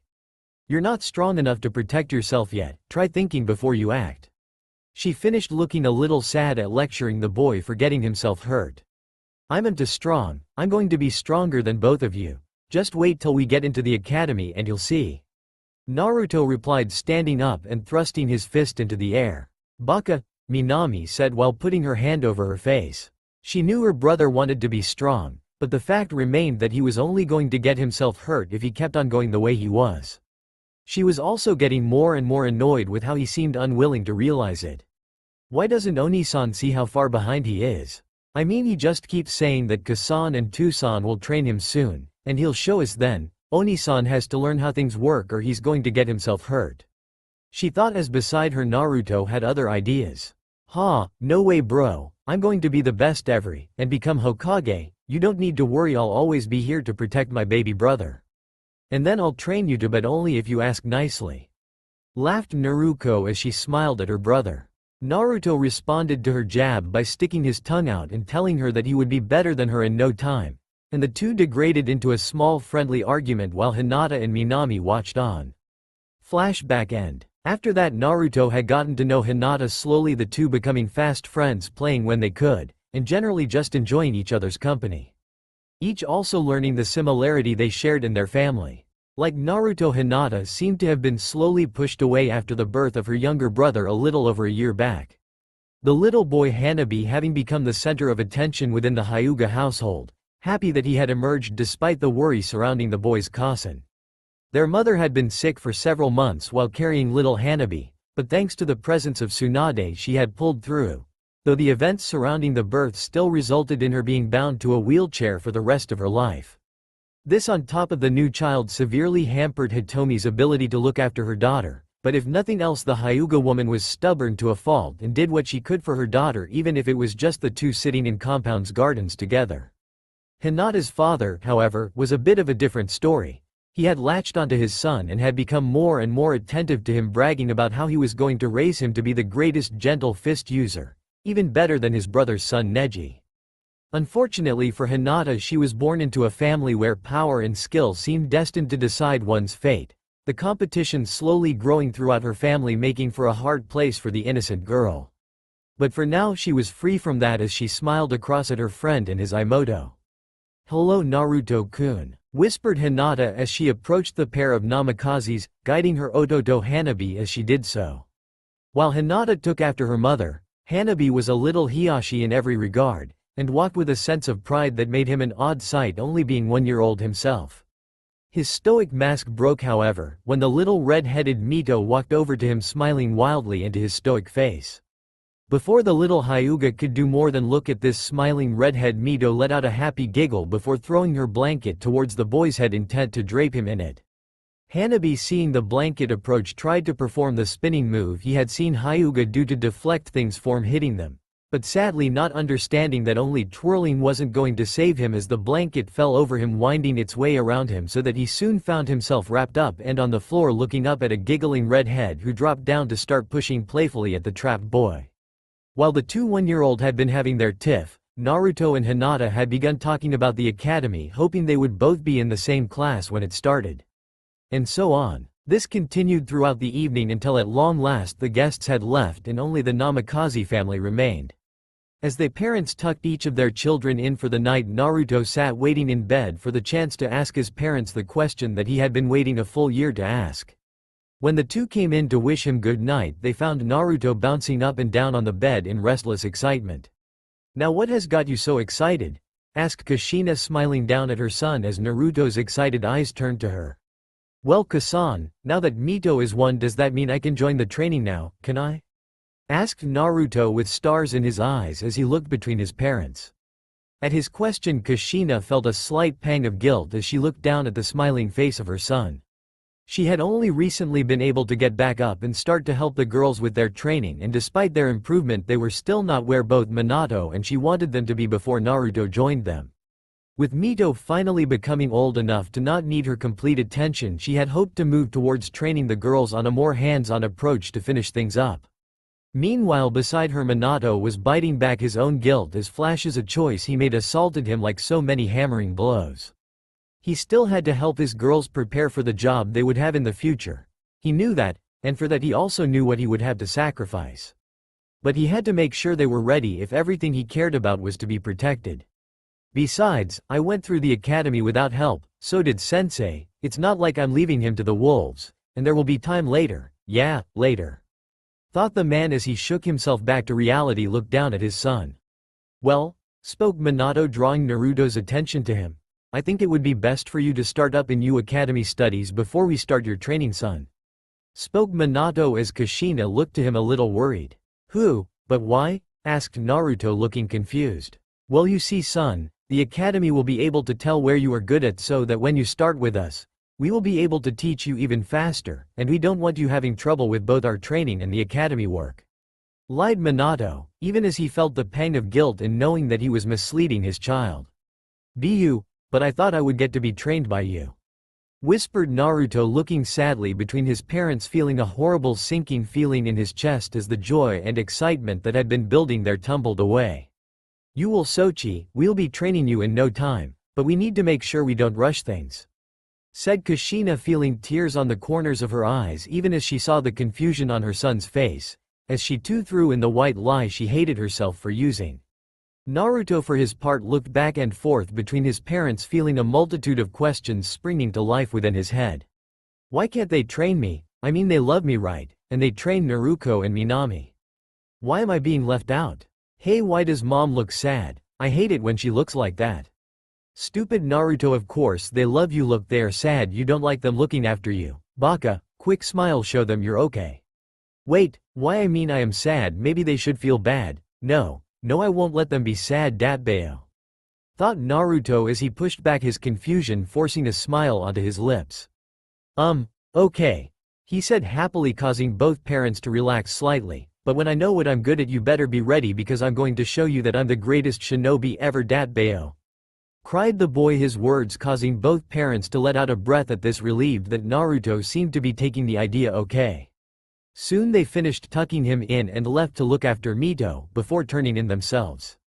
As the pair moved down the hall towards their own room, Kushina found herself doubting her own actions as she turned to her husband. Minato, do you think this is okay? I mean, leaving Naruto out. He needs to be trained too, you know. Sure, I want to make sure the girls are okay, but lying to him like that, it's just wrong. Finished Kushina solemnly as she and him got ready for bed. I know, Kushina, but we need to make sure the girls are looked after first, and you are the only one who can safely train them. Neither of them are able to form your chains, so we need to be careful. I just don't want to see any of the hurt. Sometimes we have to tell a white light to protect them, but we'll never stop loving him, Kushina, and we'll make it up to him, I promise. Minato replied softly, silently trying to convince himself, even though he knew he was only telling half-truths. I guess, we'll start his training up next year, and then we'll make him an amazing shinobi, right? Kushina responded with an almost pleading note to her voice. We'll make it up to him, Kushina, I promise. Replied Minato as he laid down to sleep beside his wife, feeling as though his mind would tear itself apart for what he was doing. Meanwhile, down the hall, Naruto was having more problems falling to sleep as well. His mind continued to fire off contradictory arguments about his parents' behavior. Why don't they train me with my sisters? Is it my fault? No, I haven't done anything. What should do? I want to be strong enough to protect them. No, they are both awesome shinobi, they have to have reason for what they're doing, right? He continued to ask himself, desperate for some kind of answer. Will you stop that? I'm trying to sleep here. Shouted a feminine voice from seemingly all around the room as Naruto froze, wondering for a moment if his silent pleading had been answered. Naruto looked wildly around in an attempt to see where it was coming from, only seeing the shadowed shapes of his room before him. Who said that? He shouted, still looking around his room, starting to get a little frightened as he continued to see no one that could have spoken to him. Learn some manners and I might just tell you, you little seedling. Replied the voice once again, seemingly coming from nowhere. With nothing else for it, Naruto decided to answer the voice. Okay, mister. That's Ms. The voice interrupted. Sorry, Ms., but where are you and why can't I see you? Asked Naruto, wondering what was going on. Am I going crazy? You see, this is what you get for being stupid. Kami is making you hear voices? He thought to himself before he was interrupted from his mental berating by the sound of laughter. Kami, he oh, that's good, me Kami. That's priceless, I wouldn't be caught dead looking after the universe, too much work. Chuckled the voice, slowly petering out into a small fit of giggles. Wait, how did you hear me? Where are you? Asked Naruto again, searching for the source of the voice, this time looking under his bed as if he expected to see someone hiding under it. You can stop looking for me, little seedling, I'm not in your room, I'm in your head. The voice stated as if it was the most obvious thing in the world. This caused Naruto to stop dead in his search, and look across to his wall where a mirror hung, as if expecting to see another face reflected upon it. What do you want with my head? What's going on? Who are you, Ms.? What do you want? Asked Naruto, firing off questions one after another. Relax already, you're going to give yourself a heart attack. I swear you little seedlings are all the same. To answer your question, I suppose you can just call me Jubi, and what I want is to make a deal with you. Spoke the voice as Naruto continued to stare into the mirror. A life forgotten. What do you want with my head? What's going on? Who are you, Ms.? What do you want? Naruto called, firing question after question out with hardly a pause between them. Relax already, you're going to give yourself a heart attack. I swear you little seedlings are all the same. Sighed the voice as she waited for the boy, who seemed to have finally run out of steam, to quiet down. As he finally fell silent, the voice spoke out again, echoing in the empty room. To answer your question, I suppose you can just call me Jubi, and what I want is to make a deal with you. Continued the voice as Naruto looked across the room into the mirror that showed his own puzzled face. Jubi? Muttered Naruto, quirking one eyebrow up as he spoke, a little surprised by the word. Well, that's a weird name, he thought to himself as he crossed his arms and thought. I will have you know it is not a weird name, young seedling, and it is not polite to insult someone who can make your head explode from the inside out. the Jubi replied with an air that only an irritated woman could pull off. "Ah!" shouted Naruto a moment before rolling off of his bed, both hands now clapped to either side of his head as he thumped to the wooden floor, where he proceeded to roll back and forth in apparent panic. "No, Ms. Jubi, don't blow up my head. Please, Ms. Pretty Beautiful, kind loving Jubi. You wouldn't do that to me, would you? Please?" begged Naruto as he rolled to a halt, looking into the mirror with rivers spilling from both of his eyes as he clapped his hands before him as though in prayer. "PFFT, oh, this is priceless. You're great. I can't wait to see what else I can make you do." Calmed the amused voice of Jubi from seemingly everywhere in the room. Oh, this was so much better than being stuck in the moon, thought the voice. At least here she could have fun messing with humans again. After finally getting her amused giggles under control, Jubi turned her attention back out to her host, noticing as she did that he had fallen silent once more. "Hey little seedling, you still alive out there?" asked the Jubi as she once again looked out through the boy's eyes to see his face now turned from fear into a childish pout that was looking back at him from his own re-election. "Ah, does the little seedling not like being picked on by the big bad Jubi?" She laughed, looking at the cute pouting form of Naruto, who had brought his arms up folded before him as he looked pointedly away from his reflection as if trying to ignore the voice. "That wasn't funny," muttered the boy, still refusing to look at his own reflection as if that was who he was conversing with. "Oh, on the contrary, I think it was quite funny," replied the Jubi, waiting a few moments for a response from the boy, who seemed quite set on ignoring her. "So do you want to know what my deal is, or do you want to sit pouting on your floor all night? Because I can wait a lot longer than you, seedling," chuckled the Jubi as she saw the boy glancing back to his reflection, a thoughtful expression upon his young face as he slowly let his arms fall to his sides. "I guess," mumbled the boy, finally turning to face the mirror again, even if he was only facing his reflection. Ms. Jubi, is there a way that I can see you? It's kinda weird talking to myself," called the boy as he gave his reflection another glance. The boy's remark seemed to trigger something within the woman as her own thoughts turned back to a time when her only companion had been her voice, and how that long loneliness had come to an end so many years ago. Flashback. The disembodied consciousness of Jubi was silently flouting within her lunar prison, her thoughts cast out once more to how she had managed to let some stupid women steal her charge, and worse, let that same women's children seal her away after robbing her of her power and children in one fell swoop. As her thoughts began to swirl, the agitation became too much as she called out into the starry night. "Ah, if I ever see that woman and her sons again, I'll seal them in this stupid rock and see how they like it," screamed Jubi into the silence of the moon that she called home. It had been thousands of years since that stupid sage had sealed her into this lunar prison, and with only her thoughts to keep her company, the time had passed very slowly indeed. Her only reprieve had been when on a full moon's night she could cast her gaze down at the world, these brief glimpses being all that kept her from falling to absolute despair within her celestial tome. So tonight, like those before, she turned her gaze upon the earth, not knowing that this moment would spell that end to her long exile. As her eyes slowly shifted down, her attention was immediately drawn to a commotion within a forested land. As she looked closer, she saw her youngest son causing his usual 9 kinds of hell for the people of a shinobi village. As she watched, her son swiped his tails back and forth across the armies of the village, his mouth open in a roar of rage, but something was wrong. That rage, it wasn't his. As she watched the great kitsune raging among the trees, she saw his almost rabid assault upon the village that sat burning beneath him. Her eyes narrowing as she saw his eyes momentarily turn skyward, his eyes sporting a horribly familiar red marking. Her memories recalled the only other time she had seen her son like this, all those years ago in that valley, as he stood between the descendants of that stupid women, used as a pawn in their petty battles for power. As her memories fell into place beside the V-zone before her, an uncontrollable rage boiled up within her. "Damn them," she yelled as she struggled hopelessly against her prison walls.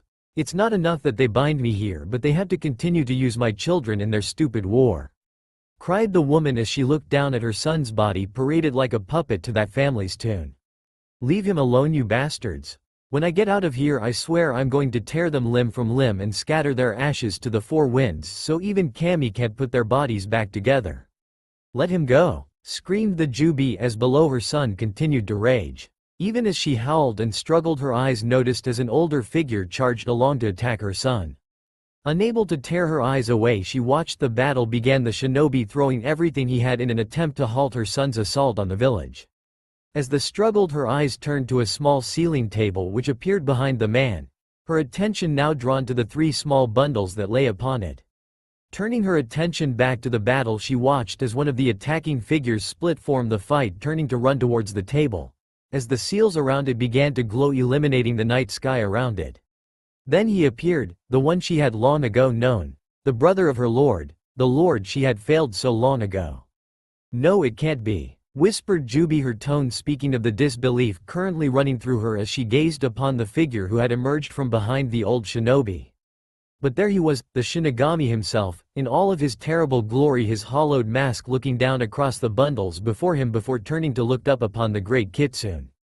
Then before she could overcome her shock, she was forced to watch as his hands reached out to tear her child apart. She watched helplessly as the hands tore the yin and yang from her son, his roars of pain flooding the night sky as her own rang out in the heavens above. And still all she could do was watch as the Shinigami's hands dragged the 2 halves into the children, sealing her son once again into a living prison. As the scene slowly came to an end, Jubi found herself openly weeping at the sight of her son's fate. The 9 may have never been her chosen children, but they were born from her, and like any mother, she could no more bear their suffering than her own. As the final flickers of her son began to fail, Jubi found herself turning from the surface, not wishing to see any more, not able to bear to see her children suffer as she sat helplessly above them.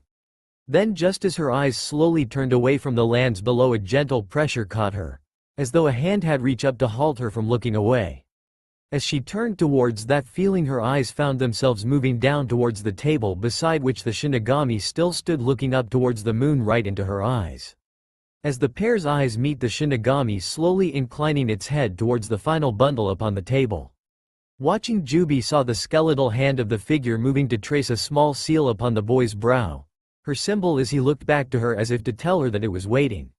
For a moment she was unable to even believe that this was happening. Had Cammy finally heard her prayers? After all of these years, was she finally being given a second chance, a place outside of this moon prison to once again live in, a chance for freedom? The Shinigami once again shifted his head, motioning for the Jubi to move towards the bundle even as its form began to fade. As the ghostly figure slowly began to dissipate, she shook herself from her thoughts as she looked back to the disappearing figures, her lips parting as a chocked voice issued out. "Thank you," she whispered as she allowed the pull from the sealing table to draw her down towards the final struggling bundle. And so, as her soul had finally been freed from her lunar prison, finally back to the world she had so long been apart from. And so she found herself slipping gently into the final struggling babe who lay beside his siblings, a small look of peace crossing his face as the seal upon his head glowed faintly before fading. Flashback end. As Jubi shook herself from her memories, her attention returned to the small blonde still looking curiously at his reflection as she felt a small smile crossing her lips. "Well, since you asked nicely, I guess we can meet face to face," spoke Jubi as she considered how to go about handling the situation before her. "Tell me, boy, do you know what a mindscape is?" asked the woman's voice after a moment as she watched the boy blinking at her words. Naruto in reply, his head to one side at the question, moving to recross his arms in what passed for a 6-year-old's thinking pose. For a full minute the blonde sat there, his eyes closed in apparent concentration as Jubi waited silently, starting to wonder if the boy had slipped back to sleep on her. After a little longer, Naruto suddenly opened his eyes with a look of confidence on his face as he spoke. "Nope, no idea," he called as a wide grin found itself spreading across his face. For a moment Jubi simply looked at the boy's smile before letting out a sigh as she shook her head. "You know that's not something you should be particularly proud of, seedling," pointed out the woman as Naruto's smile faded, replaced with an annoyed look. "Hey, it's not my fault. If you're so smart, why don't you tell me what it is, Datbayo?" Naruto fired back as Jubi's face quirked up into a smirk the boy could not see. "What did I say about asking nicely?" Jubi whispered in a dangerously sweet voice that caused Naruto to freeze, his mixed eyes to go wide as he shifted back into his pleading look, complete with clasped hands. Please tell me, smart, pretty, nice Miss Jubi," gushed Naruto with a hint of panic as he looked to his own reflection, hoping his head wouldn't explode any moment. "Nice to see you remember, oh, and drop the Ms., but the pretty you can leave." chuckled Jubi as she focused on drawing the boy into his mindscape. Now just relax, I'll help you in this time so you can get a feel for it, she called as her presence reached forwards towards the boy's own. Even as the final words echoed within the boy's mind, he felt a tug on the back of his neck as darkness slowly closed in from the outsides of his vision. At first the sudden blackness terrified the young boy as it slowly crept across his eyes, swallowing him whole. However, just as the last vestiges of light disappeared, his eyes were suddenly assaulted with a blinding flash that caused him to raise his hands before his face as an impromptu shield. A moment later, as the light slowly faded, Naruto lowered his arms, allowing his eyes gaze around at his new surroundings. Where before, he would have seen the simple plaster walls of his room, with its usual amount of mess, he instead saw a massive expanse of blue and green stretching out to the horizon. A moment before he had been sitting in his room on the second floor of his home, but now found himself in an open field, the soft green grass now all around him brushing lightly against his bare feet. As he turned his eyes skyward, he saw a cloudless blue sky that seemed to stretch on for miles in every direction, on and on, as if this land had no true end to it. Feeling the touch of the green ground below him, Naruto's eyes fell across his orange pajama from to the grass on hand, running gently through it as he pushed himself up from the ground, his mind already buzzing with questions. Where am I? Last thing I remember was something about Mindscape, and that voice saying something about helping me. Was I dreaming? Wait, no, is this that Mindscapey thing? But this just looks like some field like the ones outside the village. Maybe that's all that happened, I just fell asleep in the field. Though the boy as he continued to take in his surroundings. However, before he could continue to try and explain how he had found himself in this deserted field, a voice jerked him back to reality. Well, are you going to sit there all day, or are you going to say hello, seedling? Things may pass slowly here, but you don't strike me as the patient type. Called the voice, now coming from behind the blonde instead of from his own mind. At the call, Naruto spun towards the source of the voice, his eyes traveling across the plain to the peak of a large hill. He suddenly realized he was standing at the base of. Looking up the hill, the blonde's eyes were immediately drawn to the summit where a single magnificent tree stood. The tree stretched some 40 feet into the air, and had bark of pale white, as though the clouds absent in the blue skies had been formed to create its massive trunk. As the boy's eyes trailed up the great tree, his eyes found an explosion of color awaiting him as the thousands of gently swaying leaves formed a great canopy above him, each of the leaves shining with a deep purple light or shifting to an odd glowing black, as thought the leaves themselves had not chosen what color to remain. The tree seemed the center of this place, as though the blue skies and grass themselves were given light from its branches. Slowly Naruto began to approach the top of the hill, feeling an odd pull to reach the beautiful thing. As he continued to get closer, he felt a strange peace about him, as though he was greeting an old friend that he hadn't seen in a great while.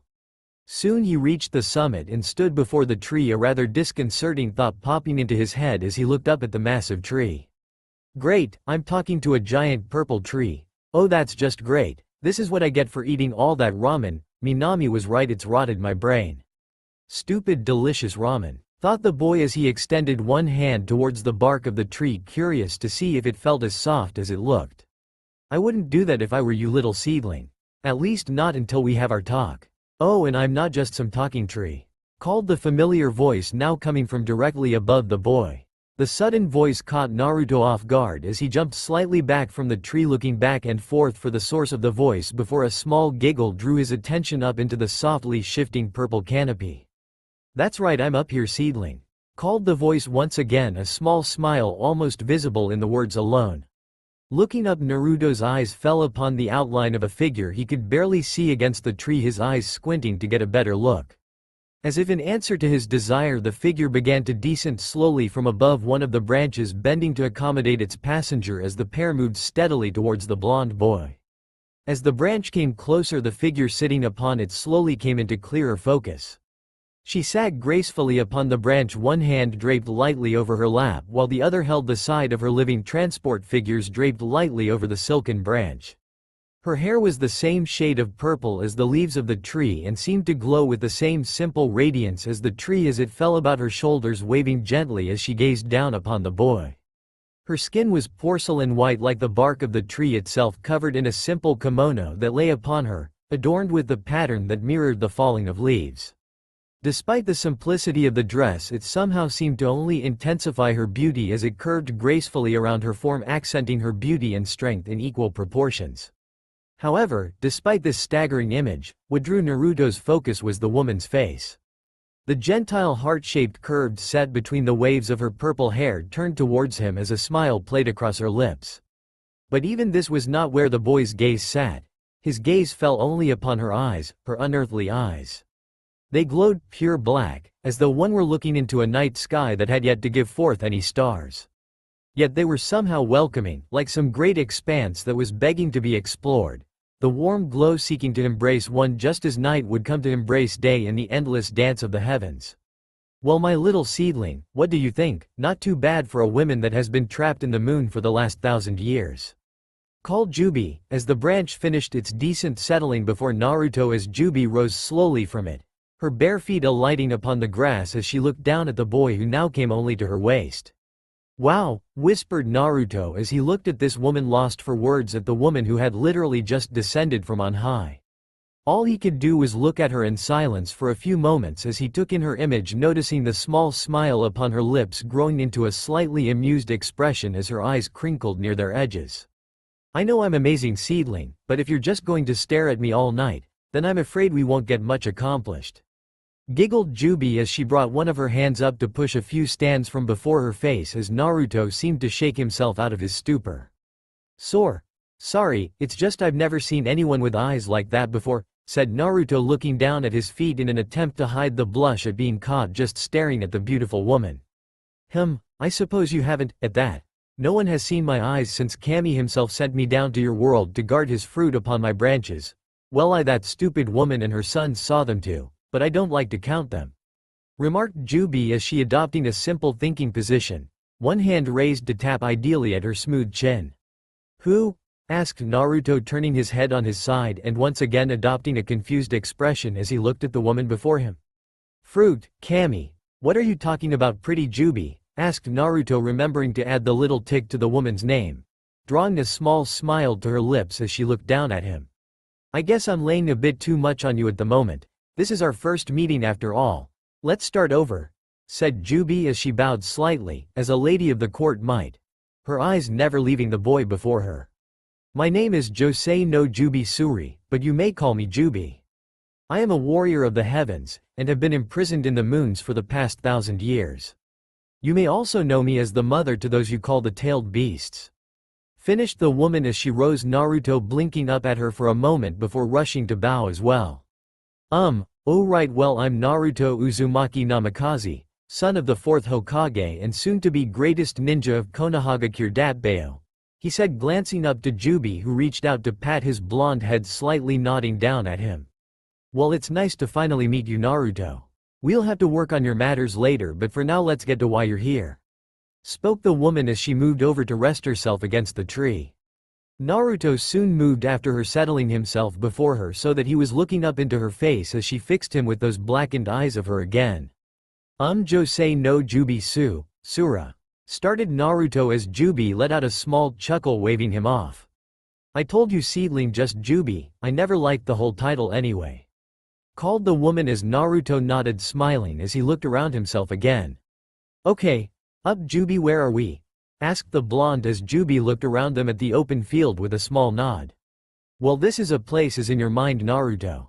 Kind of like a room in your mind that I've organized to suit me," explained the Jubi. Seeing the confused look on Naruto's face, she continued, "Think of it like a little vacation home I just set up here. I can assure you that it won't harm you at all," smiled the woman as Naruto seemed to be satisfied with her words. "Oh, okay then," replied Naruto, a little loudly, a smile upon his face as he accepted the woman's words without a second thought. "My Kami, this kid is so innocent it's almost scary. He'll have to realize at some point it's going to get him into a world of trouble. Though I suppose that is the problem that lead him here, isn't it?" thought Jubi as she let out a sigh, focusing back on the boy blinking up at her. "Naruto, since I'm living in your head, I was thinking that I could do something for you. Like a way to pay you back for letting me say her. How would you like that?" asked the woman in an offhanded way that nonetheless caught Naruto's attention, as he seemed to vibrate slightly at the prospect. "Really, what do I get? Is it a cool superpower, or the extra chakra like my sisters?" You said you were the tailed beast's mom. Does that mean I'm a Jinchuriki like my sisters? Hey, does that mean that I'll get training from my parents now just like my sisters? Does it, Ms. Jubi? Naruto called, firing question after question in that way only an excited child could. There were many things that Jubi was prepared for. An excited 6-year-old, that was on the equivalent of a sugar high with the attention span of a gnat, was not one of them. Wow there, seedling, hold on for a moment. I can't answer you if you never stop asking now, can I? Asked Jubi with an exasperated shake of her head. This caused Naruto to slap both his hands over his mouth in an over-the-top manner as if to completely stop all sound from escaping from his mouth as he looked worriedly towards the woman. Better. She chuckled as she looked over the boy before nodding slightly as if deciding something. Now I guess I'll start with the question of chakra. I'm afraid that I don't really have any more chakra. You see, when a certain man, here she adopted an annoyed look, who we will just call Deadbeat, took my chakra from me. He used all of my power combined with my ability to give life to chakra in order to create the tailed beasts. So my power is in all of my children like my youngest that is sealed into your sisters. Explained the purple-haired woman as Naruto gave her another puzzled look. Who but my sisters have the Kyuubi, the 9-tailed fox? Said Naruto, quirking his head to the side as he looked up into the woman's black eyes. Yep, that's my youngest, always trying to show he is the best of his siblings by flaunting his power, silly little boy.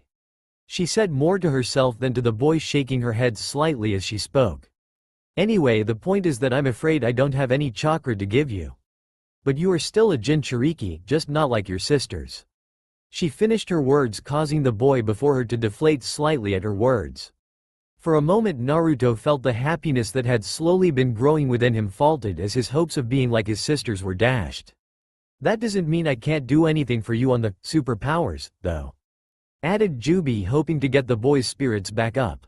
The result worked a little better than she was hoping for as it caused the blonde to leap up off the grass and start running around the tree yelling about how cool it was. Before Jubi could even begin to call him back, he was already rounding the trunk, coming back to stand right in her face, blasting off questions once again.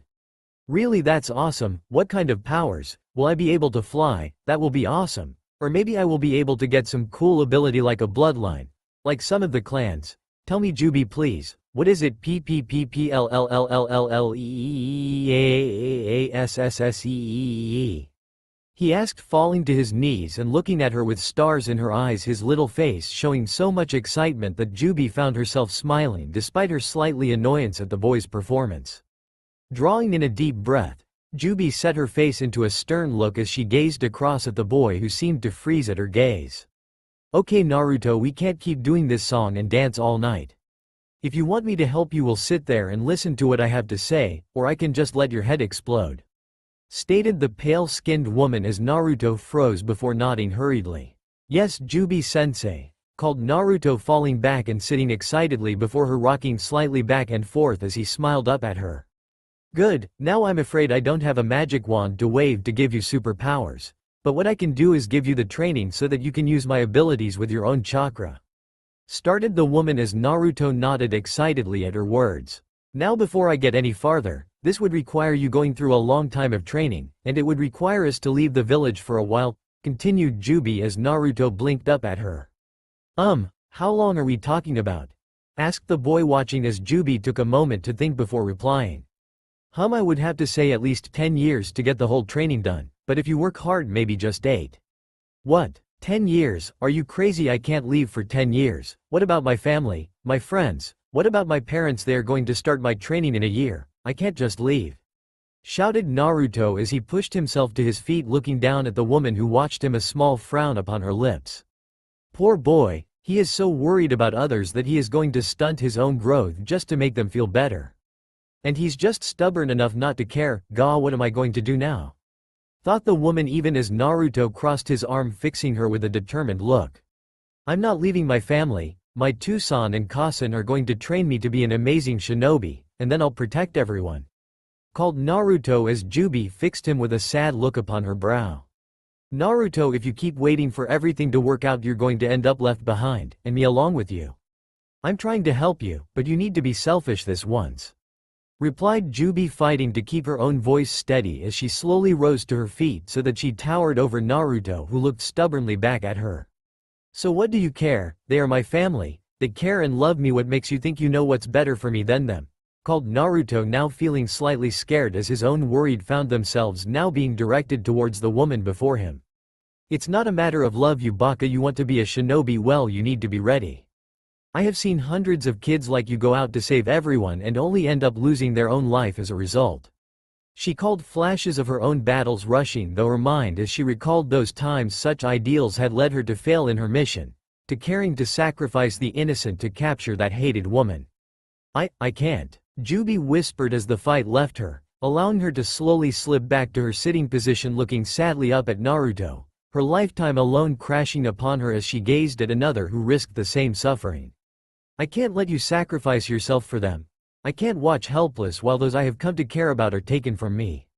Continued the woman as Naruto's anger left him as he watched the woman seemingly shrink before him as her voice grew softer, more pained with every moment. I was just like you, all good intentions, and I lost my children to good intentions. I lost my freedom to good intentions. I am not prepared to see you lose everything I did, seedling. I can't live though seeing that again. She finished, turning her moist eyes towards the boy. Naruto looked again into those bright black eyes with the starlight tears that were falling from them as his own doubts surfaced. He hated to have these thoughts, and worse, he hated to see someone so sad. So he did the only thing he could think of. He stepped forward and embraced her, letting his smaller form to be pulled close to her as she openly wept into his shoulder.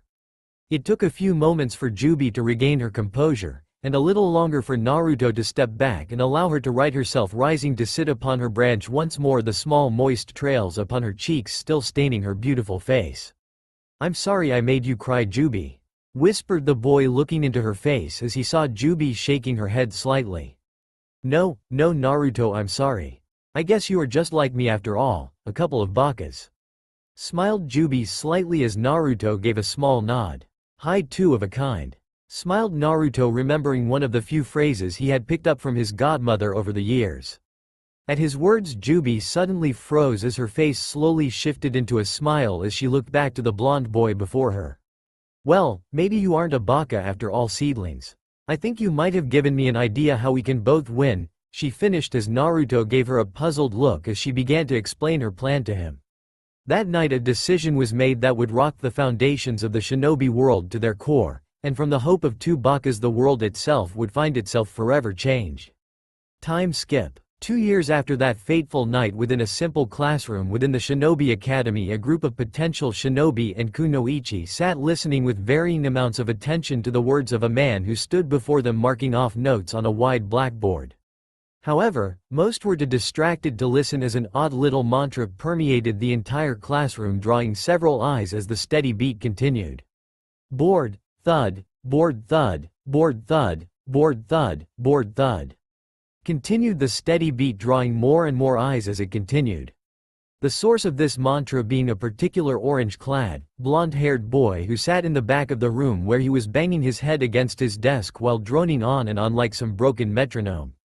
Already his seemingly continuous banging had attracted the attention of a large majority of the class and even Ichun, an instructor himself. Ga, is that baka ever going to stop? He is messing up the lesson again, thought a pink-haired girl, looking back towards the front of the room as she tried to focus on the lesson. Zzz, hoo-wah. Oh, just Naruto again. Zzz, thought a particularly lazy individual before returning to his sleep, deciding that whatever the blonde had planned, it was too troublesome to worry about at the moment. Wonder what mom packed for lunch. Maybe it's those pork buns again. Though a particularly good-natured boy who sat beside his sleeping friend, his hands ideally rubbing his protruding stomach as he continued to worry about lunch. Maybe if I show I'm strong like Itachi-ne-san, I won't have to sit through these lessons anymore. Ah, if he doesn't stop that pounding Hokage's son or not, I'm going to hit him with my fireball. Thought a black-haired boy, who had a desperate urge to prove himself to everyone, his eyes narrowing back towards the titular blonde. I swear if he doesn't stop that pounding, I'm going to hop in his head and make him run around town in a dress. Schemed a blonde-haired girl within her mind from where she sat beside her pink-haired friend. Maybe mom will let me bring Akamaru next time, at least then I will have something to do during these classes. Naruto's right, this is so boring. Thought a feral-looking boy as he ideally scratched at one red-fanged cheek. BBUs, yes, BBUS buzz. Yes I know, buzz buzz buzz. Don't worry I'll be ready for it. A heavily clocked boy whispered as he continued to silently converse with the insects inside of his body. Haha Oni-chan always does know how to sum up sensei's history lessons. Silently giggled Naruto, her hand moving up to cup over her mouth as she smiled around at her sister who seemed less amused about the situation. Baka Oni-chan, if you don't pay attention you are never going to get any stronger. Thought an exasperated Minami who shot her older sibling an annoyed look. Naruto-kun, you need to start listening or you aren't going to be able to pass. I'll have to talk to him later, even if he is right about Iruka-sensei's lectures. Thought Hinata as she looked at the blonde sitting to her left, her young face a mix of disapproval and amusement at her friend's actions. Board thud, board thud, board thud, ah! Shouted Naruto as he suddenly burst into movement, leaping onto the top of his desk and as he slammed both his hands down into the baggy pockets of his orange jumpsuit.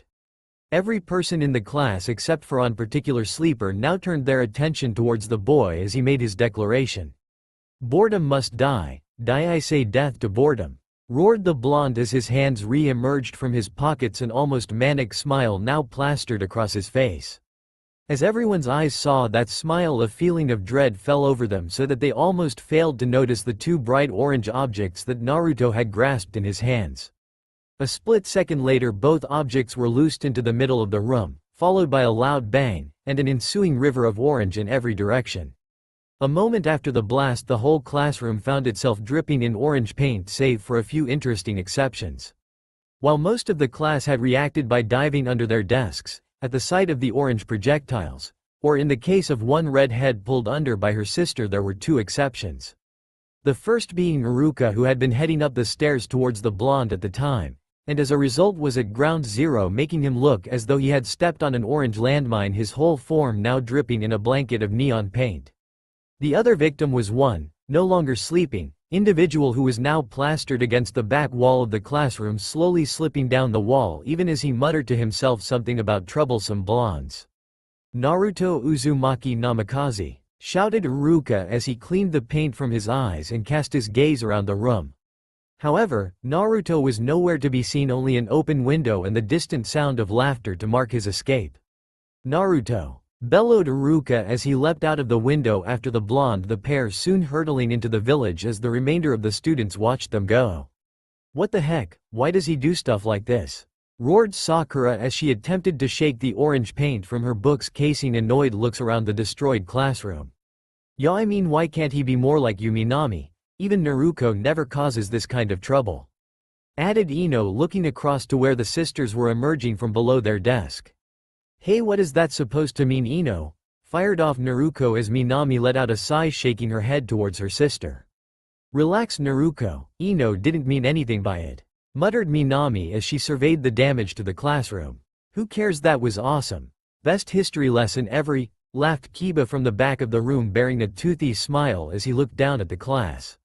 But he trashed the lesson, shouted Sakura, turning on the feral boy. Wasn't that much to trash if you ask me, sighed Sasuke, looking out the window that the blonde had escaped through. What? But Sasuke, why would you say that? Questioned Sakura. 'Cause he's right, Oni-chan gave us the rest of the day off. Let's get out of here, cheered Naruto, giving Sakura her fox-like smile. Hey, that means it's time for lunch, come on Shikimaru, called Choji as he pushed himself up, glancing around to his now neon friend. Hey Hinata, any idea where Oni-chan ran off to this time? Asked Minami, approaching the back of the room where the pale-eyed girl sat. Sorry Minami, I don't, we were going to meet up later for Hanabi and Mito to play, but that wasn't supposed to be until after class. Replied the girl, watching as the redhead before her let out a sigh. Oh well, come on Minami, let's go find Kasen and get in some training, called Naruto happily as she moved towards the door, Minami turning away from Hinata and following after her. Okay Naruto, called Naruto, falling in behind her as the two moved out of the classroom. Meanwhile, within the village streets, the titular blonde was currently sprinting at top speed down the road, perused by a bright orange Iruka, the pair drawing several eyes as they darted around food stands and pedestrians alike. Ha, take that ninja history, you can't stop me now, laughed Naruto inside his mind as pair of voices added their own comments to his situation. Yeah, that was awesome. Man, did you see the looks on their faces? cheered an excited voice from within Naruto's head, causing the blonde to grin wider if that was possible. I swear Naruto, you never fail to amaze, do you, my little seedling? Added Jubi, a small giggle joining the happy laughter of the pair. Yo, I know I'm awesome, thought Naruto as continued his race deeper into the village. Naruto! Shouted Iruka again, causing Naruto to shake himself back to reality. Said all three voices at the same time. Come on legs, don't fail me now, shouted Naruto as he upped the pace. At the same time, a few blocks ahead of the pursuit, a red-headed woman dressed in a simple blue kimono was looking at the food in a stall, while also keeping an eye on the little red head that was running around at her feet, smiling slightly to herself as she let her focus drift back towards that coming night. Now what should I make for dinner? Minato is coming home early to help with the girls, and Naruto is taking Mito to the Hyugas for a playdate, so I guess we could just go out. Kushina mused to herself as she moved back from the first stall, turning to continue her way down the street as her youngest rushed to keep up with her.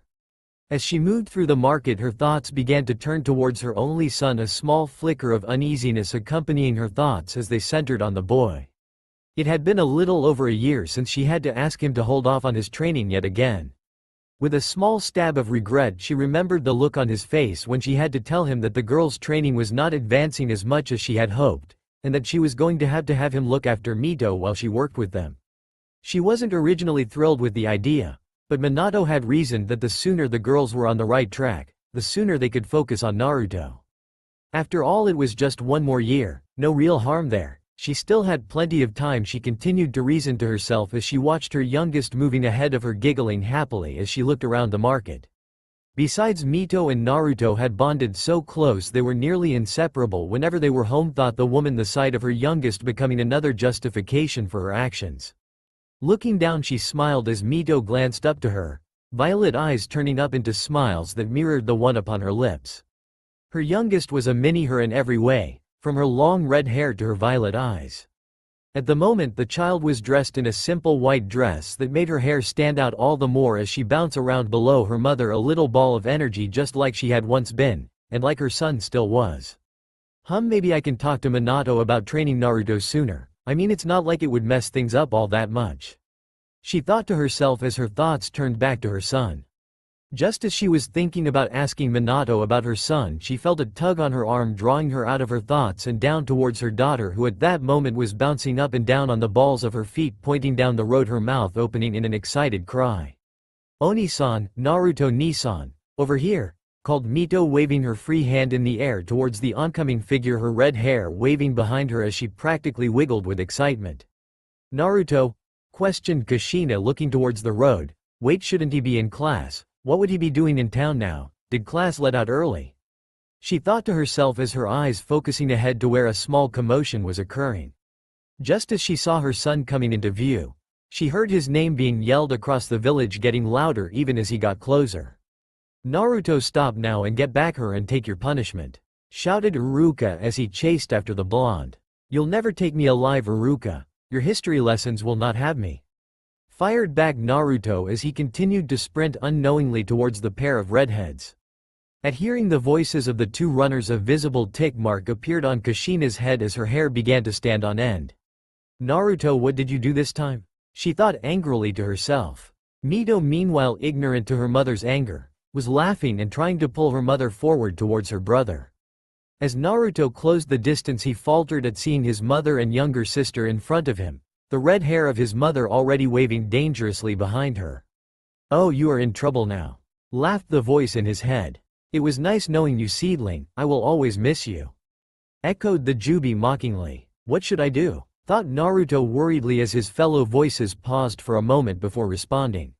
Surrender, suggested Jubi. Pray to Kami, offered the voice. Won't work, I know Kami, they won't get involved with this, replied the Jubi. Crud, well then we are doomed, said the voice a moment before Naruto reached his mother, or more accurately Kushina reached him, as he found himself wrapped up from head to toe in a familiar set of golden chains. Naruto Uzumaki Namikaze, what in the world are you doing out of class, and why is Iruka chasing you through the village, and why? Here she paused as she got a clear look at the bright orange Iruka. For a full second Kushina simply blinked at the man before her anger cracked as another sound replaced her lecture. PMFT. Hee hee ha ha ha ha. Laughed Kushina as she gazed at the bright orange Iruka, her anger escaping into a fit of giggles at the poor Chunan's expense. Mito in the meantime had fallen onto the ground giggling at the poor man, while smiling at her older brother who still stood bound in his golden prison beside her. Iruka for his part could only look down at himself for a moment before chuckling along with the rest at the whole situation. After a few moments, when Kushina had regained her composure, she turned to face Iruka once more, with a small grin still playing around her lips that she couldn't seem to shake. "Now Iruka, do you mind telling me why you have taken up my son's dress code and why you are chasing him throughout the village when he is supposed to be in class?" asked the redhead as Iruka nodded to her, ideally whipping a bit of the paint from his face as he replied. "Sorry Kushina-san, you see Naruto here." At this he looked down at the still chained up boy. "Decided that he would redecorate my classroom today, while I was in the middle of my lesson." Finished Iruka as the pair of adults looked down toward the blonde. "Lies and slander, I was framed, ask anyone they'll tell you." Naruto began before a chain wrapped around his mouth, causing him to both fall silent and over on his side. As the blonde thumped to the street, Mito walking over still giggling as she reached out to pat her brother's head as he looked up at her with pleading eyes to help him. "Naruto, you are in big trouble, mister. If we weren't already looking after your sisters tonight, you would be grounded for this," lectured Kushina in a scolding voice as she looked down at her son. "You have to act more mature if you are ever going to be a proper shinobi databane," she continued, allowing her verbal tick to slip by due to her annoyance at the boy. Naruto in turn looked up into his mom's eyes, violet into his mix of blue and purple. After a moment his gaze dropped as he nodded his head at her words, allowing his body to go lax within the chains. "Good," said Kushina, allowing the chains to resend back into her body, allowing Naruto to push himself back up. Even after rising, Naruto continued to look down at the ground, not wanting to look back up at his mother for fear of seeing her disappointment in him. Then he felt a hand on his head softly ruffling his hair, causing him to look up to see his mom smiling brightly at him. "With that out of the way, nice going. With the paint, I bet the whole class looked hilarious." The redhead feeling a small warmth as she saw Naruto's face brightening at her praise. Even if she was angry at him for getting in trouble, her pranking nature could only be proud of her son's most recent action. "He is so much like me, it's scary sometimes," thought Kushina to herself as she let her hand part from his golden locks. "But don't go doing that again in class." She finished bopping him on the head for good measure. "Yes, Ka-san," Naruto said, looking up at his mom, while Mito took the opportunity to attach herself to Naruto's leg. He was happy that she had stopped being angry with him. Due to his interaction with Jubi, she had slowly developed a bit of a fear of angry women, and his mother was no exception. "Ka-san, can me and Naru Oni-san go see Hanabi-kun and Hinata-chan now?" asked Mito, still bouncing up and down, looking between her mother and brother. The three others looked at Mito's smiling face, before turning back at each other, eyes shifting to Iruka, who let out a small sigh as he looked down at himself. "Well, I guess I have to go back to the classroom and see if I can get some people help me clean it up. Maybe the Hokage can give me a small D rank to help speed it up," muttered the man as Kushina focused upon her children. "Well," said Kushina, looking down at her son and daughter, "okay, but you to be back after dinner with them, okay? I don't want you wandering around town without us." Finished the redhead as Mito exploded into movement. "Yay, thanks Kasan," yelled Mito, happily dragging Naruto off towards the Hyuga compound. As the two faded slowly into the distance, Kushina could only shake her head with a small smile on her face, as her thoughts to once again return to Naruto's training. "Maybe we should wait till he moves out of this pranking phase before we get him into training. Wouldn't want him getting hurt by not taking things seriously," she thought to herself, unknowingly taking another step away from her son in the process. Meanwhile, Mito was still dragging Naruto towards the Hyuga compound, her little face lit up with obvious excitement as they sped down the winding streets. "Slow down, Mito, Hanabi isn't going to disappear before we get there," called Naruto, even as the little redhead continued to drag him ahead as though she hadn't heard him. "Hey Oni-san, Oni-chan, over here," called a voice from ahead of them just as the pair entered into another street. At the call, both siblings turned to see Naruko and Minami approaching them down the street, Naruko waving as she came. "One-ichan Uko, one-ichan Mina," Mito called, waving at her sisters with her free hand as she changed direction, now dragging Naruto towards their other siblings. "Hey Squirt," said Naruko, rubbing the top of Mito's head as she got close enough, causing Mito to playfully slap at her hand while giggling. Hey Mito, why are you with Naruto? I thought you were going to be shopping with Kasan today? Asked Minami as she glanced down at her sister. I was, but Naru Onichan and the Orange Man found us. Now we are headed over to Hanabi's, called Mito, smiling up at the darker redhead who looked momentarily puzzled. Orange Man, oh right Iruka, muttered Minami as her gaze shifted to Naruto. That reminds me, Naruto, what were you thinking doing that in class? Asked the girl as Naruto gave a small shrug. What? Iruka's lessons was so boring, all I did was get us all out of there easily, you should be thanking me. He smiled back, his words causing Naruto to chuckle a little, nodding in agreement.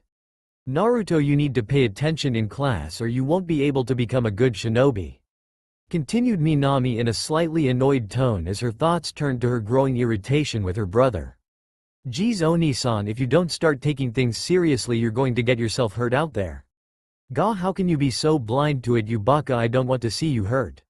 She thought to herself as she watched Naruto looking down at Mito, who was excitedly asking all about the paint prank. Meanwhile Naruko was having her own mental debate as she looked at her little sister holding onto her brother's hand. Why doesn't Mito ever look at me like that? I mean, I know that she and Naruto spend a lot of time together because of our training, but I'm awesome and stronger than him, so why doesn't she look up to me like she does to him? I want to be her hero too. She thought, allowing her focus to slowly shift back to reality. Hey Squirt, what do you say that after my training I take you out for some ice cream? Just you and your Onichan, how does that sound? Asked Naruko, hopefully looking down at the little redhead. At her words Mito looked up at her, adopting a thinking pose, which with her age made a cute little picture to be sure.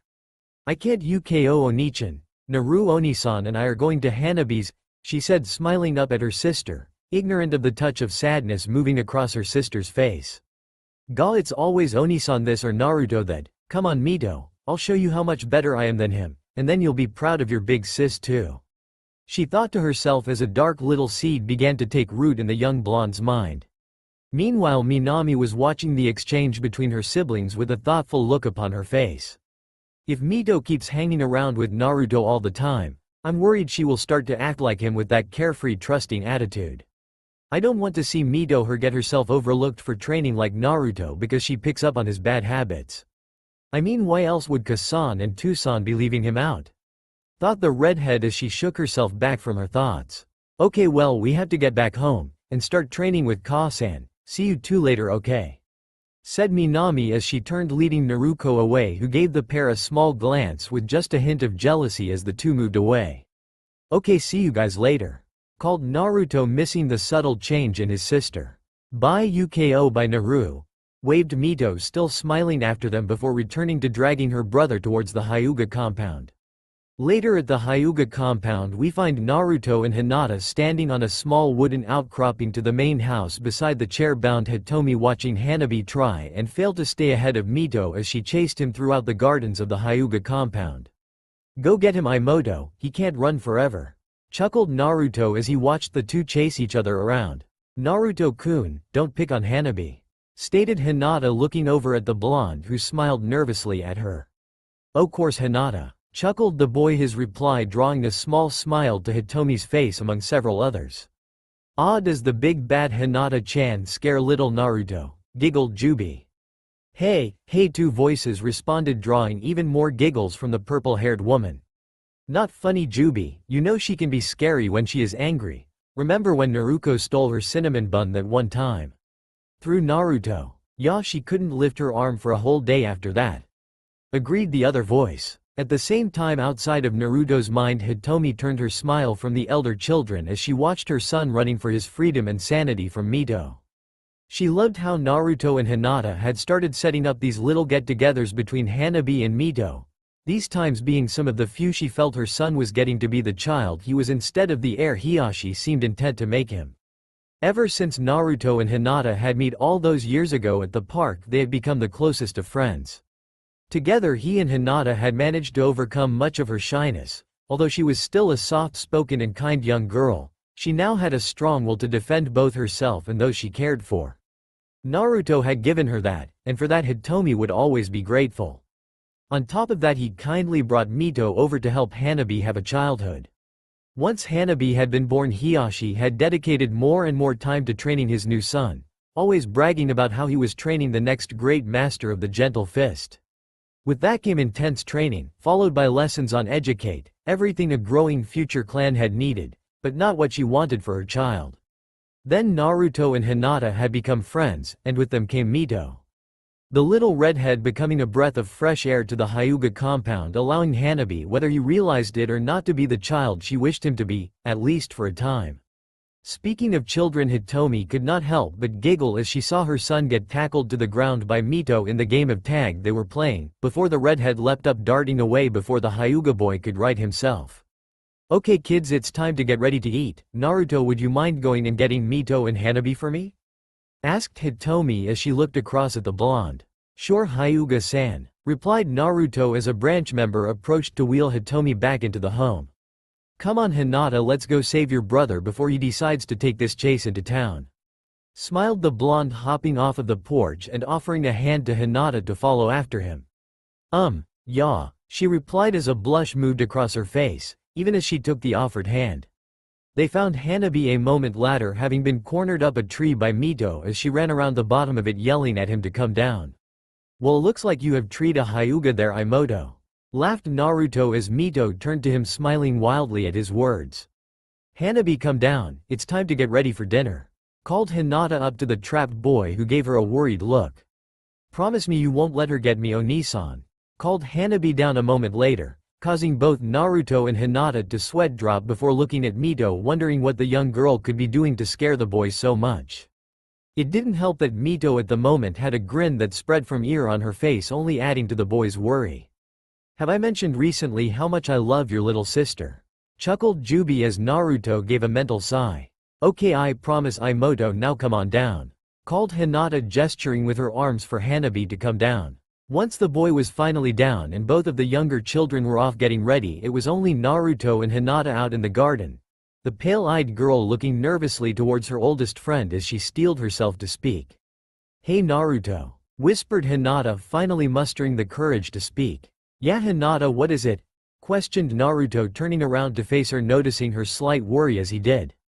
"Earlier in class, you need to start paying attention. I don't want to see you get held back," she said with concern evident in her voice as she looked up towards her friend. "Don't worry Hinata, I'm going to be the greatest shinobi of the leaf, there's no way I will get held back, Datbeo," replied Naruto, raising one arm in victory as Hinata continued to look slightly worried. "But Naruto, you need to work to get better, why don't you go and ask your parents for training again?" asked Hinata, knowing that Naruto hadn't spoke of his family's training for months. At her words, Naruto seemed to pause for a moment, as though his mind had momentarily gone away before he focused back on her. "Hinata, I've told you they have to train my sisters for now. I'll get my training, I just have to wait a bit more. Besides, Naruto and Minami need to learn to use the fox or they could get hurt. If that means I have to wait, then that's just what I have to do.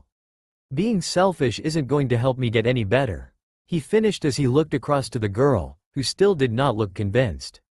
Hinata could only frown slightly at her friend's words. Naruto seemed to trust his family so much that he wouldn't hear a word against them. It made her worry. Still, his parents were the Hokage, as well as a former A-class ninja. They had to know what was best, right? "I guess Naruto, but please will you promise me to train some, just so you're ready when it's time for their training?" she said, looking full into Naruto's face, right into his eyes that so resembled the sunset ocean. Naruto found a little heat rushing to his face as he gazed back into her lavender-tinted eyes, his lips moving before his mind seemed to have any say in the matter. "Okay Hinata, I'll start working harder, I promise, and I always keep my promises, Datbeo," he finished with his usual gusto, drawing a small smile to the girl's lips that caused him to smile all the more. "Hey, tell her to join in," called Jubi out of nowhere. "What, why?" thought Naruto in reply. "Because I said so Naruto, now get you but in gear and ask her," fired back Jubi as Naruto felt a small mental shove from the woman. "But Jubi, why? I mean, sure Hinata is great, but why have us train with her?" asked the other voice as he too received a mental shove of his own. "Just do it, you knuckleheads," shouted Jubi as Naruto sprang back into reality, even as both he and the other voice nodded in unison towards the purple-haired woman. Hey Hinata, how about you train with me? Just the two of us so that we can get stronger together," smiled Naruto, not even realizing what he sounded like to the poor girl. Naruto and I, alone, together, out in a secluded training field, where we might eat, thought Hinata, her mind taking a hard right turn before she knew it, and with that the poor girl fainted, falling face forward into the unsuspecting Naruto. As a result, Hinata Hyuga unknowingly took the blonde Uzumaki to the ground with her, now pressed beneath her small from.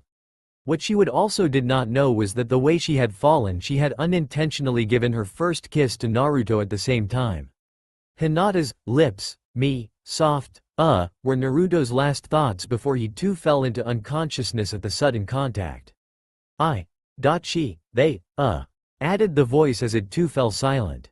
This left Jubi alone to nearly fall out of her tree, laughing at the whole situation. I freaking love these kids. She laughed even as she continued to roll around in the shade of her tree.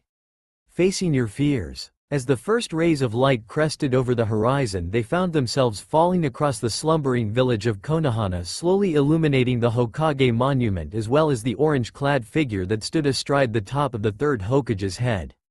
The blonde figure stood silently gazing down upon the village as the first rays of the new day began to reach across it. The last 4 years had been trying for our young hero, yet despite the hardships he had managed to persevere in the face of what his life had slowly become. As his eyes scanned the village below, he was able to make out in the distance the rooftop of his own home, where no doubt at this very moment his sisters and parents were just rubbing the sleep from their eyes and preparing for the day ahead of them.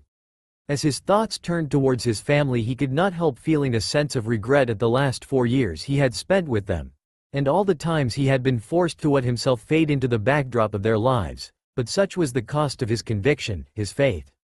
Flashback. It was now the triplets' 9th birthday, and Naruto was practically bouncing off the walls with excitement. It was finally time. He had waited and waited, but he was finally going to get to start his training with his sisters.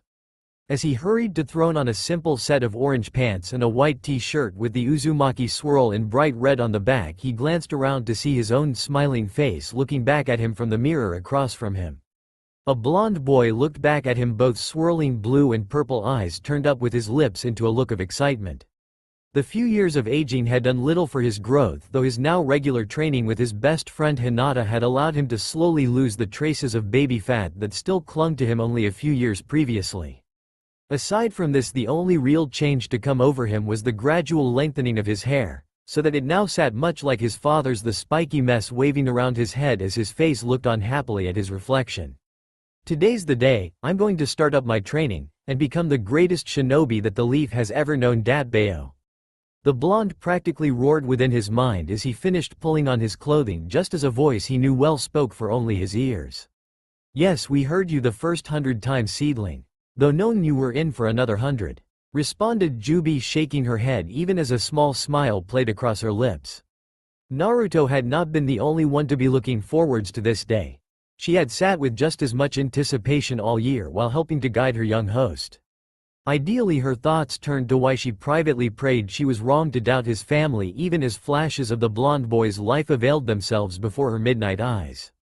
Over the past year she had watched helpless to do more than comfort him, as he had seen his sisters surpass him in class, surpass him in ability, and surpass him in the love of his parents, each another wound to the boy's heart.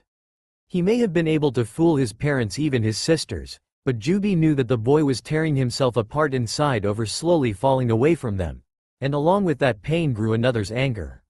Yo, we told you, Jubi, all we had to do was wait, and now we're going to learn all of these awesome justice. Hey, don't forget to learn them well, we want to be the best ever. Called another voice from inside the boy's mind, also teeming with excitement at the coming training. Right, well let's go. Called the exited blonde as he spun out of his room and into the hall beyond, starting down the stairs before his bedroom door had a chance to close behind him. As Naruto reached the bottom floor, he turned towards the sitting room only to be nearly bowled over by a small red missile that slammed into his gut with an excited cry of greeting. Aniki! Called Mito as planted herself into his chest, turning her smiling face up at him as her red bangs fell across her smiling cheeks. Happy birthday, Aniki! Giggled the little red-headed terror, still smiling happily up at her brother, her little arms looped around him so that she hung slightly off of the wooden floors of the landing.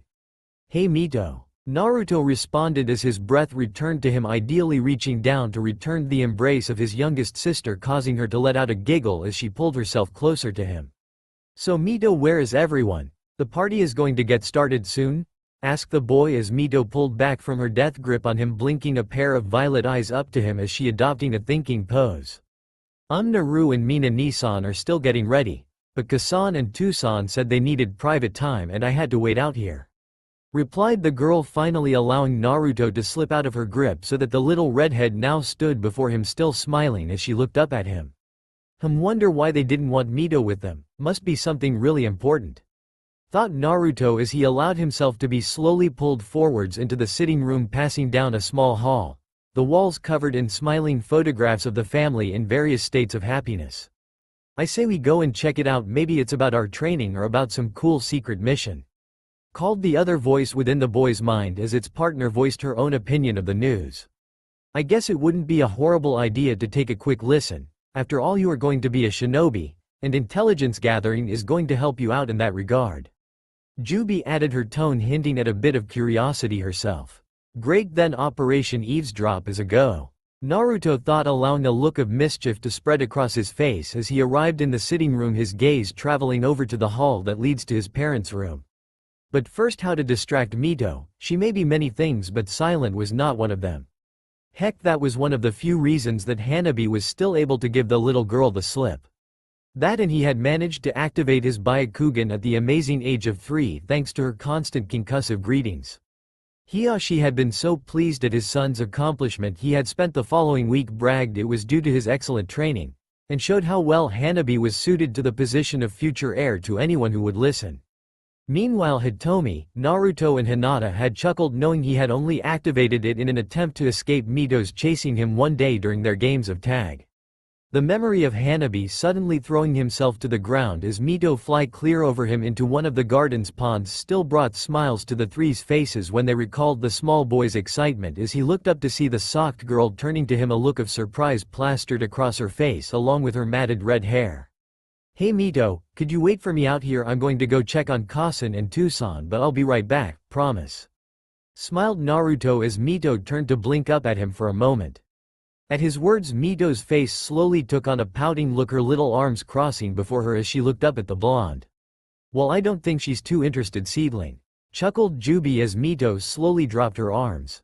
"Okay Aniki," murmured the little girl as she made her way over to pull herself onto the couch. As she began to heave herself onto the cushions, she felt a pair of arms helping her up, turning to see Naruto smiling softly down at her.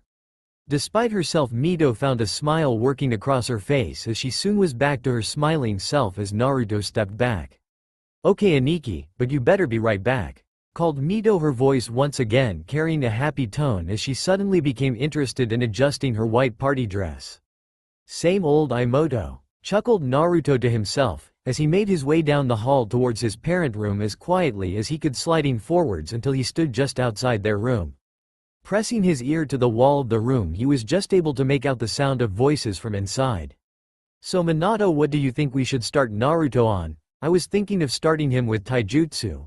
Or do you think chakra control would be better?" asked Kushina from where she sat facing her cabinet mirror, fixing her hair so that a single red ponytail fell forward over her chest, framing the back of her head in an elegant cascade of silken hair. What was that, Kushina?" called Minato from the connecting bathroom as he stepped out, one towel wrapped around his body while the other was currently being used to dry his hair, muffling his reply slightly. Turning with a slightly annoyed look on her face, Kushina saw as the towel dropped from her husband's head as she repeated her question. "I said, what do you think we should start Naruto on now that his training is going to get started?" asked the redhead just as Minato was turning towards the armoire that held his clothing. As her words fell across the small gap between them, Minato came to a halt as his blue eyes slowly widening as he bit back a silent curse. In truth, he had been dreading this moment ever since he had said to hold off the boys' training the previous year, and from that dread he had allowed his time to run out. Now he stood here on the very day his dread only matched by the cold reality of what now faced him. He could only hope that his wife would see things his way, and that maybe his son could forgive him for what he was about to do. Swallowing slightly, Minato turned to face his wife, his face set even as his mind recalled that fateful day, knowing that since then that this day would come. Flashback. It was the day of his children's 5th birthday, 5 years since he had been given the 3 greatest gifts he could ever imagine. Smiling slightly to himself, the blond man's eyes drifted over a happy photo of his family, the children standing around their seated mother as he looked over them all, looking out happily from the glass frame. Shaking himself slightly, Minato turned back to his work, eager to get through the reports on his desk, glancing every once in a while at the 2 shadow clones that were also digging through the paperwork that had accumulated, hurrying to get done so he could be with his family. Note to self: thanked Kushina again for suggesting shadow clones. He smiled to himself. As we watch the work progress, eyes glancing to a clock that hung across from him showing the hands just striking noon. As his eyes dropped back to his work, the sound of a window opening behind him caused him to smile slightly as he turned to greet the only man who chose that particular way of entering his office. "Hey there, Minato. How's the big chair treating you?" joked Jiraiya as he stepped down from the window sill, the small wind from the open window jostling his mat of white hair as he turned his older face towards the Hokage. "Not too bad, sensei, just getting some more work done before I head home. You know the triplets are going to be turning 5, and Kushina and I were thinking of getting the 3 started on some of the basics so they would be ready for the academy next year. Oh, and you better be there tonight or Tsunade's going to track you down and drag you there," smiled the blonde Hokage as he set down his pen, watching as Jiraiya moved slowly around to take one of the large seat that sat just before the Hokage's desk. "That's so, kid. Well then it's a good thing I got here when I did," replied the Toad Sage, leaning forward slightly as his face became slightly more serious. "Why is that?" asked Minato with a note of curiosity towards his sensei, as he took in the shift in his sensei's words. "Well, you see, Gaki, you remember about the great Toad Sage?" replied Jiraiya, looking straight into the younger man's eyes as Minato paused for a moment to think back to his days learning with his sensei. "Yes, the one responsible for laying down the prophecies, right? Wasn't his last one just before the beginning of the Third War?"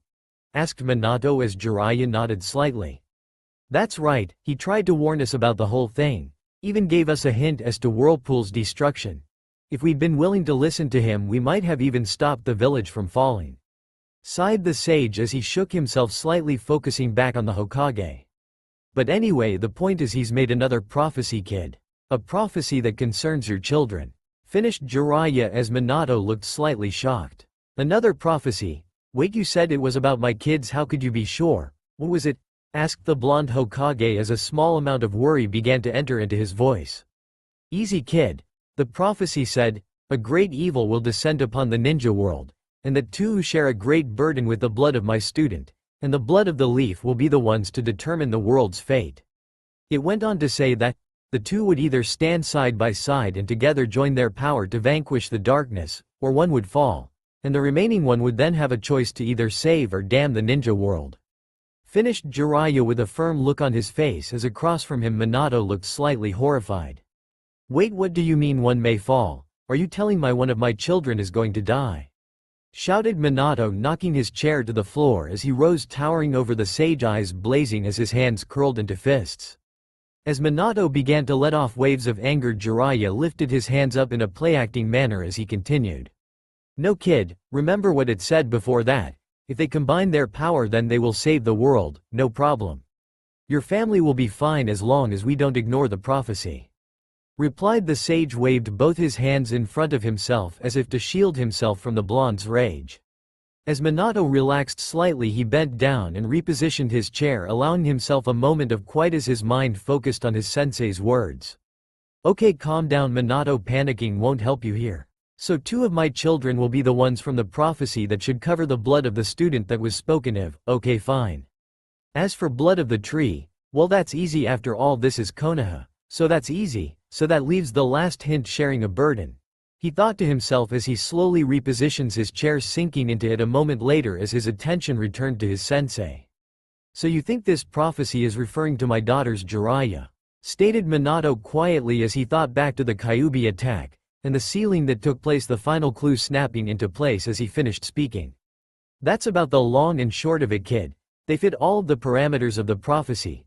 I mean, what is a greater burden than the freaking Kyuubi, and unless you have your son secretly building up his own village, it has to be them," he replied confidently, smiling a little as he attempted to lighten the mood. "Okay, so what do we do? I mean, the prophecy says that one can fall unless they stand together. How are we going to make sure that doesn't happen? Asked Minato as he looked across at his sensei. I don't know, kid. All I can think of is to keep an eye on them and make sure that they can work well together, without any distractions. Just make them the best we can and have faith in them and the prophecy. Replied Jiraiya as Minato nodded slightly. I suppose that's all we can do. Well, Kushina and I can handle that just fine. I'm sure the kids won't have any trouble working together. Besides, it's not like we weren't already planning on making them the best shinobi and kunoichi they could be. Smiled Minato, some of the worry leaving him as he considered how to break the news to Kushina that night. What about Naruto? Asked Jiraiya, breaking the blonde's train of thought as he looked back to the sage. What about Naruto? What do you mean, sensei? Asked Minato as he saw the sage shifting slightly as though he was suddenly uncomfortable. Ah hell, he doesn't see what I'm talking about. Should have figured things wouldn't go smoothly. Thought the sage as he prepared for the coming backlash. One he had been preparing forever since he heard of the prophecy. What I mean, kid, is that we have to focus on Naruto and Minami, or else we risk messing up the prophecy and losing them. The two who carry the burden, not three, kid. Replied Jiraiya, looking back into his student's eyes, as comprehending dawned on them. For a moment Minato simply stared at the man across him as his hands unconsciously began to grip his armrest, causing the wood to splinter beneath his grip. Sensei, you better not be asking me what I think you are. Replied Minato with a mounting feeling of anger and dread fought for control of his mind. Across from him Jiraiya remained steady as he looked back into his student's eyes. Look, kid, this isn't going to be easy, but you have to think as a Hokage with this. If we risk your daughters, then we also risk losing the village. Hell, we risk the whole world. Whatever else happens, we have to make sure your daughters are ready for what is coming. Replied Jiraiya, his tone almost hollow as he continued to speak. We have to make sure that Naruto and Minami stand together, and we can't risk messing that up. I don't hate Naruto, Minato, and neither do you, but he could mess their training up even if he doesn't mean to. What if Naruto and Naruto started to get closer than Minami and Naruto? Those two are already so much alike, you can't tell me it couldn't happen. Or what if Minami and Naruto surpassed Naruto? You know she takes longer to learn things than them. If he is part of the training, we risk too much. Finished Jiraiya solemnly. So we throw him out in the cold. You're asking me to neglect my son for the sake of... began Minato as his voice rose into an angry cry that was cut short by his sensei's own. For the sake of everyone, kid, including him. Cut in Jiraiya, interrupting Minato and standing up from his seat. If this PROFICY plays out and we lose one of your girls, we could lose the whole world. What will it matter if your son didn't feel left out if everyone dies? Damn it, kid, I don't like this either, but we have a choice. The world or your son, and I'm not going to lose the world for one kid. Who we would lose anyway. Shouted Jiraiya as Minato felt his heart stopping as a flash of a flaming city light up his mind. The smiling faces of his family now haunted looks, and all he loved forever lost to him. Minato could only look at the face of his sensei and realize what he was saying, his fears slowly worming its way into his mind as he felt the fight leaving him.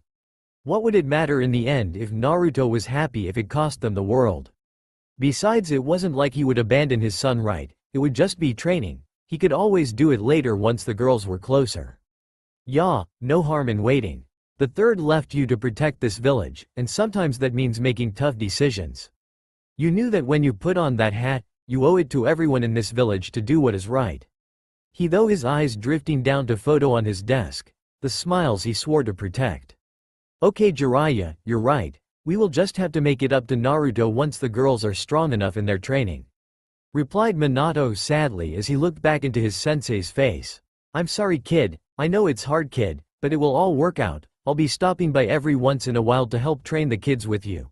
You'll see everything will be alright in the end. I promise. Replied the sage as he smiled sadly. Neither man spoke for the next few minutes, the weight of what they had decided resting upon their shoulders. They were starting down a path with the intention of saving everyone they loved. But good intentions have often paved the way to the Shinigami, and this would be no exception. Flashback end. As the memories of that fateful day flashed before Minato's eyes, he steadied himself for the argument he knew was coming, his resolve as solid as stone as he pushed forwards, intent on protecting his future.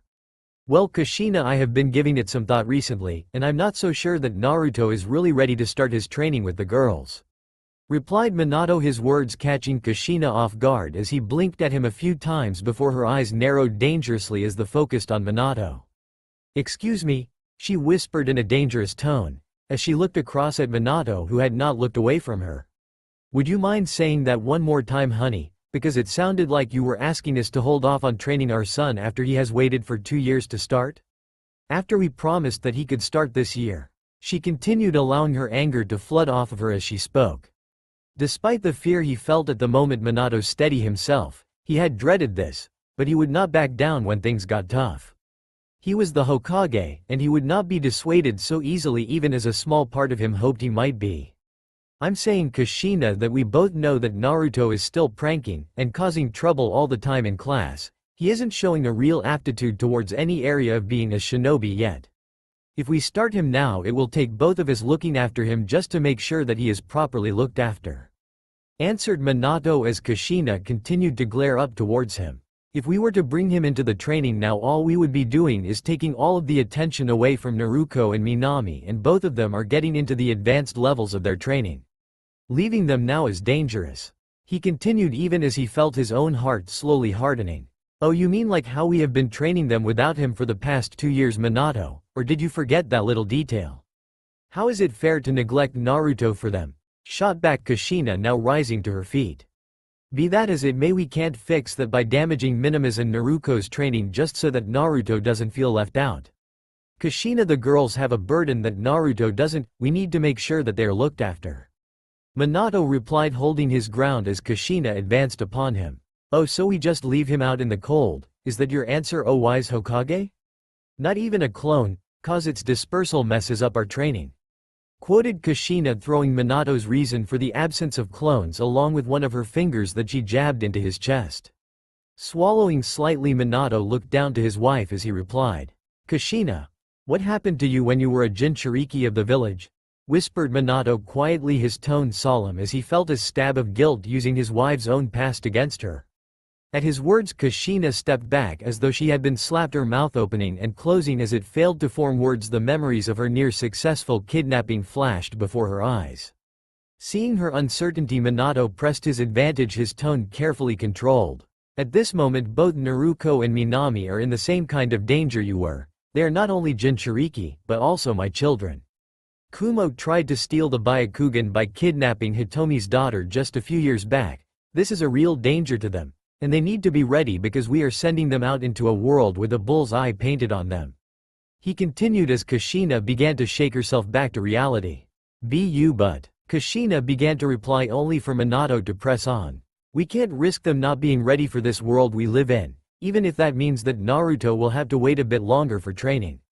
Kushina, we knew they would be in danger for carrying the Kyuubi just like you were, and I don't want to see them ever having to suffer like you did," continued Minato, as he walked forward, wrapping his arms around Kushina as he did so, feeling her body shiver under his hold. "But Naruto," whispered Kushina, struggling to speak in her shaky voice, eyes slowly turning up to Minato. "He doesn't have the Kyuubi in him, Kushina, and the Uzumaki bloodline doesn't show visible signs like in Mito and Minami, so he is even less danger. He's our son, but he isn't a target like the girls are," replied Minato in a soothing voice as Kushina's mind continued to swirl, the fear seizing hold of her inch by inch. "Besides, it's not like we are going to abandon him. Once the girls are ready, we can start his training up with Mito, and with both of us it won't take long before he's an amazing shinobi. Even Naruto and Minami can help us if we want. He'll have all of us there for him, right?" he finished with a small smile, offering Kushina the hope she needed to escape her growing fears. "Promise me," whispered Kushina in a hushed voice as her shaking slowly died away. "Promise me he will be okay, Minato, promise me that we're doing the right thing for him," pleaded the woman, privately praying her husband would stop himself here even as the realization of what she was going to be asking of her son settled down on her. "I promise, Kushina, we will do whatever we have to in order to protect them all. Now let's get ready for them, we have a party to attend after all, and we can't go ruining it for them by being sad," smiled Minato, not knowing that Naruto was just then having his world crumble down around him. Outside of the parents' room, Naruto stood frozen as he finished listening to his parents talking, his arms pushing him slightly away from the wall, his body moving as if in a trance as he slowly turned to pad slowly down the hall back the way he had come. But why? They said I would start this year. Sure, Naruto and Minami need attention, but what about me? They told me if I waited I would get training too. It's not fair. Why are they asking me to wait even longer? What am I supposed to do now? Thought Naruto as he slowly made his way down the hall, his feet soon crossing into the sitting room as his mind continued to swirl. Seedling, I'm so sorry. I know how much this must be hurting you, but you need to stay strong. The world's not always fair, but you can't let this beat you. Consoled the Jubi as she watched the boy, her own thoughts privately cursing herself for being right about the parents all along. But he has been waiting for 2 years, it's not fair. Why are they asking him to wait even longer? What's wrong with them? Why are Naruto and Minami so important? Yelled the other member of their trio as his mentally raged within their linked minds. I don't know, but the fact is that there isn't anything we can do about it. Well, we could show up, the girls show them my youngest isn't much compared to his mom. Added Jubi as the other voice slowly fell into a set of anger mutters. Don't blame Minami and Naruto, please, it's okay. Came the soft thoughts of Naruto, causing both voices to suddenly pause. What? Came both of their replies, only receiving silence as an answer. Naruto, what do you mean it's okay? You can't actually believe that this is okay. They broke their promise to you again. How much longer are you going to defend them? You can't keep letting yourself suffer for them, called Jubi with a hint and desperation in her voice that finally drew a reply from the boy. I'm not Jubi. This caught the other two speakers' attention. But I can't hate them for wanting to look after my sisters either, he continued as both voices feel silent. I know what they are doing isn't fair, but it's like you said, Jubi, life isn't always fair, and I guess I'm just not as important to them as my sisters are. Replied the blonde, allowing small tears to form on the sides of his eyes. Seedling, whispered Jubi worriedly as Naruto shook himself, forcing his tears back as he spoke next. I won't let this beat me though, I will keep training to protect them, and keep my promise, even if I don't have their help. Continued Naruto as he slowly began to pull himself back together. Maybe you should leave the village to train somewhere else, or hey, why not go and join another village? That would show them for treating you like this.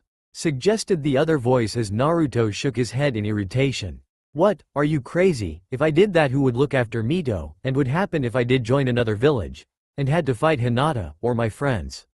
And besides that, where would I go? I don't even know where the other hidden villages are. Replied Naruto as the other voice fell silent. As much as I hate to say it, I have to agree with Naruto on this. If he were to leave, no doubt they would send shinobi to find him, and even if he did make it to another hidden village, that old Toad's spy network would be able to find him and bring him back. That if they didn't just ransom him off back to Konoha. Agreed Jubi as the other voice let out an angry huff. But he has to do something. They're abandoning him, argued the voice. I will, Naruto replied, causing his fellows to fall silent. I'll keep training with Hinata, and get strong enough to keep my promise. I'll even protect my family whether they like it or not. And when I do get my training from them, I'll show them just how strong I can be so that they will have to see they were wrong to leave me behind. Finished the blonde as a small silence greeted his words. Ga, you're stubborn. Okay, then I won't fall behind either, so you better watch out, Naruto. Shouted the voice as Naruto mentally nodded towards its source. Okay, seedling, we'll do this your way. Whispered Jubi even as Naruto blinked back to reality to see Mito seated between Naruto and Minami, all three laughing happily as the older pair messed with the tiny redhead.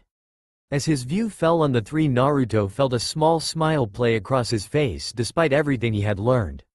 He may have been angry at his family at the moment, but it just wasn't in him to hate them. He loved them so dearly, and in a way that is why this most recent betrayal hurt the most. Ideally, his thoughts returned to something Kushina had once told him, of how being in Uzumaki meant protecting your family, even when you may not always want to. Smiling softly to himself, nodding as his thoughts turned to those words. He was Naruto Uzumaki Namikaze, and from now on he was going to show the world just what that meant. Flashback end. Now standing upon the Hokage monument some 4 years after that decision, Naruto Uzumaki stood looking down upon the village, his face with a look of grim determination as he drew in a deep breath of the new day. Okay, no turning back after this, he said to himself as he felt the small touch of excitement creeping over him. I just want you to know, seedling, that whatever happens, it has been my pleasure to know you. Godspeed, seedling. spoke Jubi, adopting a salute from her seat in the limbs of her tree, a firm look upon her face that drew a smile to the boy's lips. Remember, all of your training has prepared you for this day, make us proud. And show those bakas how an Uzumaki does things, said Naruto's other confidant in a cheerful tone. As the second speaker finished, a small movement announced the presence of the second person upon the cliff face a moment before she spoke. Naruto-kun, are you sure this isn't going too far? Asked Hinata, stepping forward to stand beside him on the head of the third Hokage, the wind blowing out her Blueheim-styled hair as she turned her paled eyes to the blonde beside her. Trust me, Hinata-chan, this is going to be the greatest thing we have ever done. Just think what Hanabi and Mito will think of it.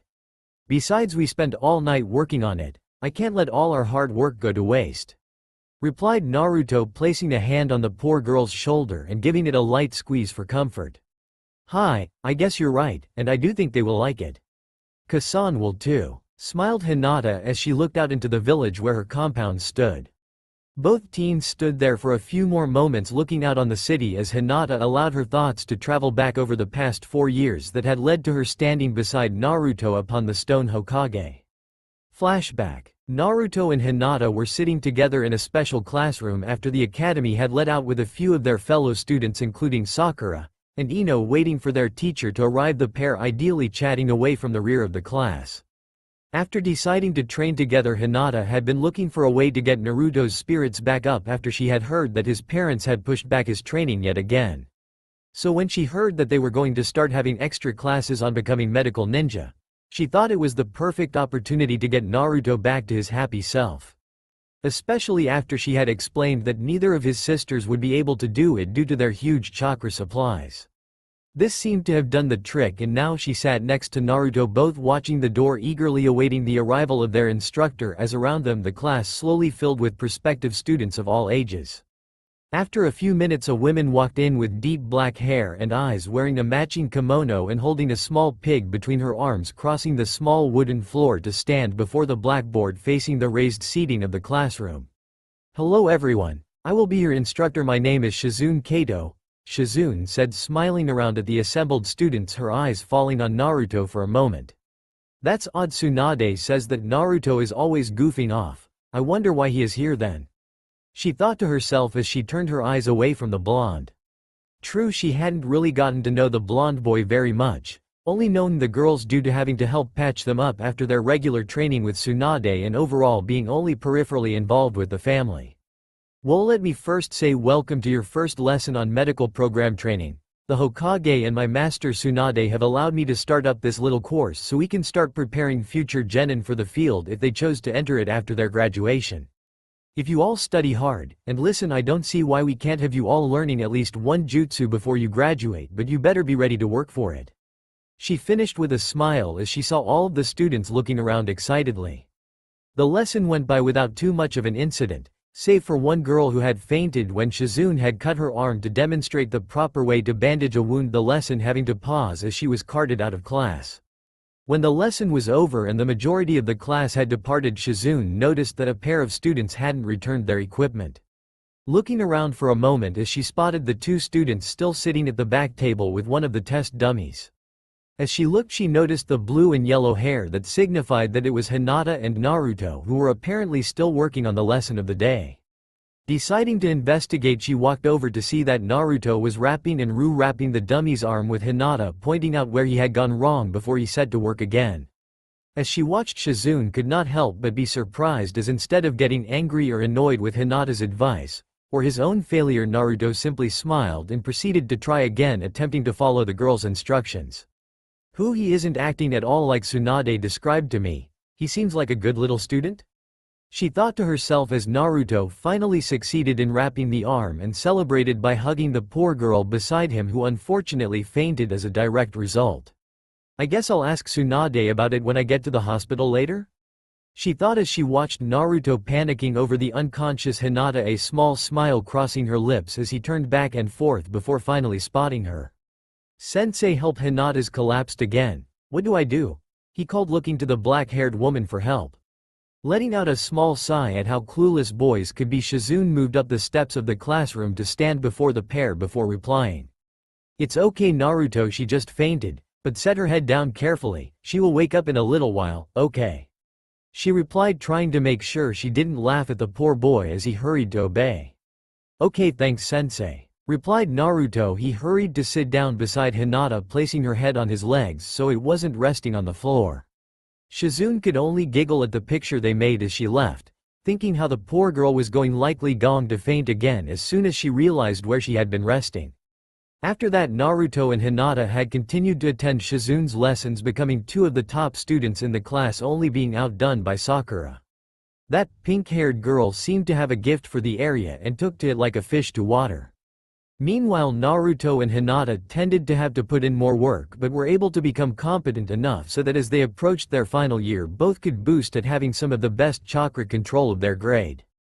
Thought that was not the only thing that both learned thanks to Shizune's instruction.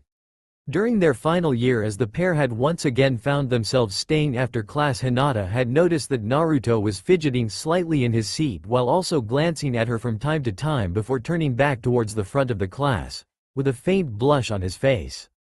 This confused Hinata as it was very out of character for Naruto to not be his usual boaster's self, her mind wondering just what was happening with her blonde friend.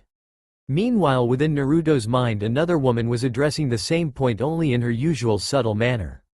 Well, are you going to tell her, or are you going to simply keep acting like an Aburame stuffed your pants with their insects? Asked Jubi, looking at the scene with a huge smile on her face as Naruto continued to squirm. Hey, leave him alone, it's not that simple and you know it.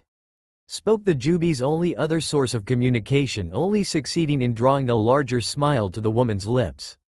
Yeah, what he said. I mean, how'd I even go and do this? She is my best friend. Asked Naruto, his worry showing just how confused he was about the matter he found himself in. You should have thought of that before you read that last chapter in that medical textbook Shizune let you and her borrow.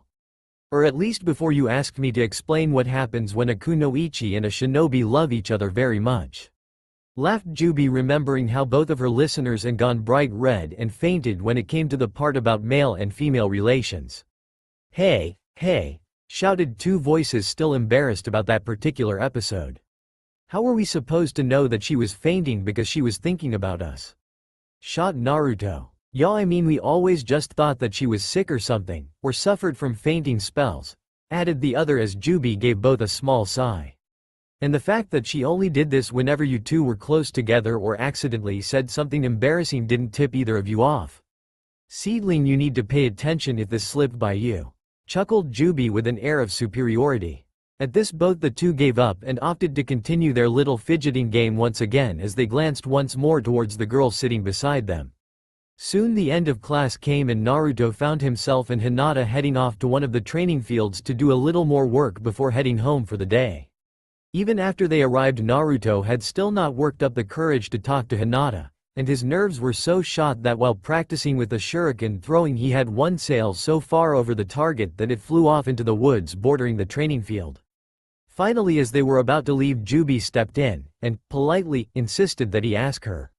Naruto, either say what you are going to say or I am going to make it so that ramen tastes like the Uchiha's hair gel for the rest of your life. Shouted the black-eyed woman, having finally lost patience waiting for the blonde to say what he came here to say. This finally prompted Naruto to speak up. Hey Hinata-chan? He called out to her as she finished throwing a kunai, turning back towards him. Yes, what it is, Naruto-kun? Asked Hinata while a blush began to form on her face. He called me Chan. Naruto called me Chan, thought the girl, smiling happily to herself as Naruto pressed on. Well, you see, I was wondering if you, what I mean is, I was wanting to know if you might, well.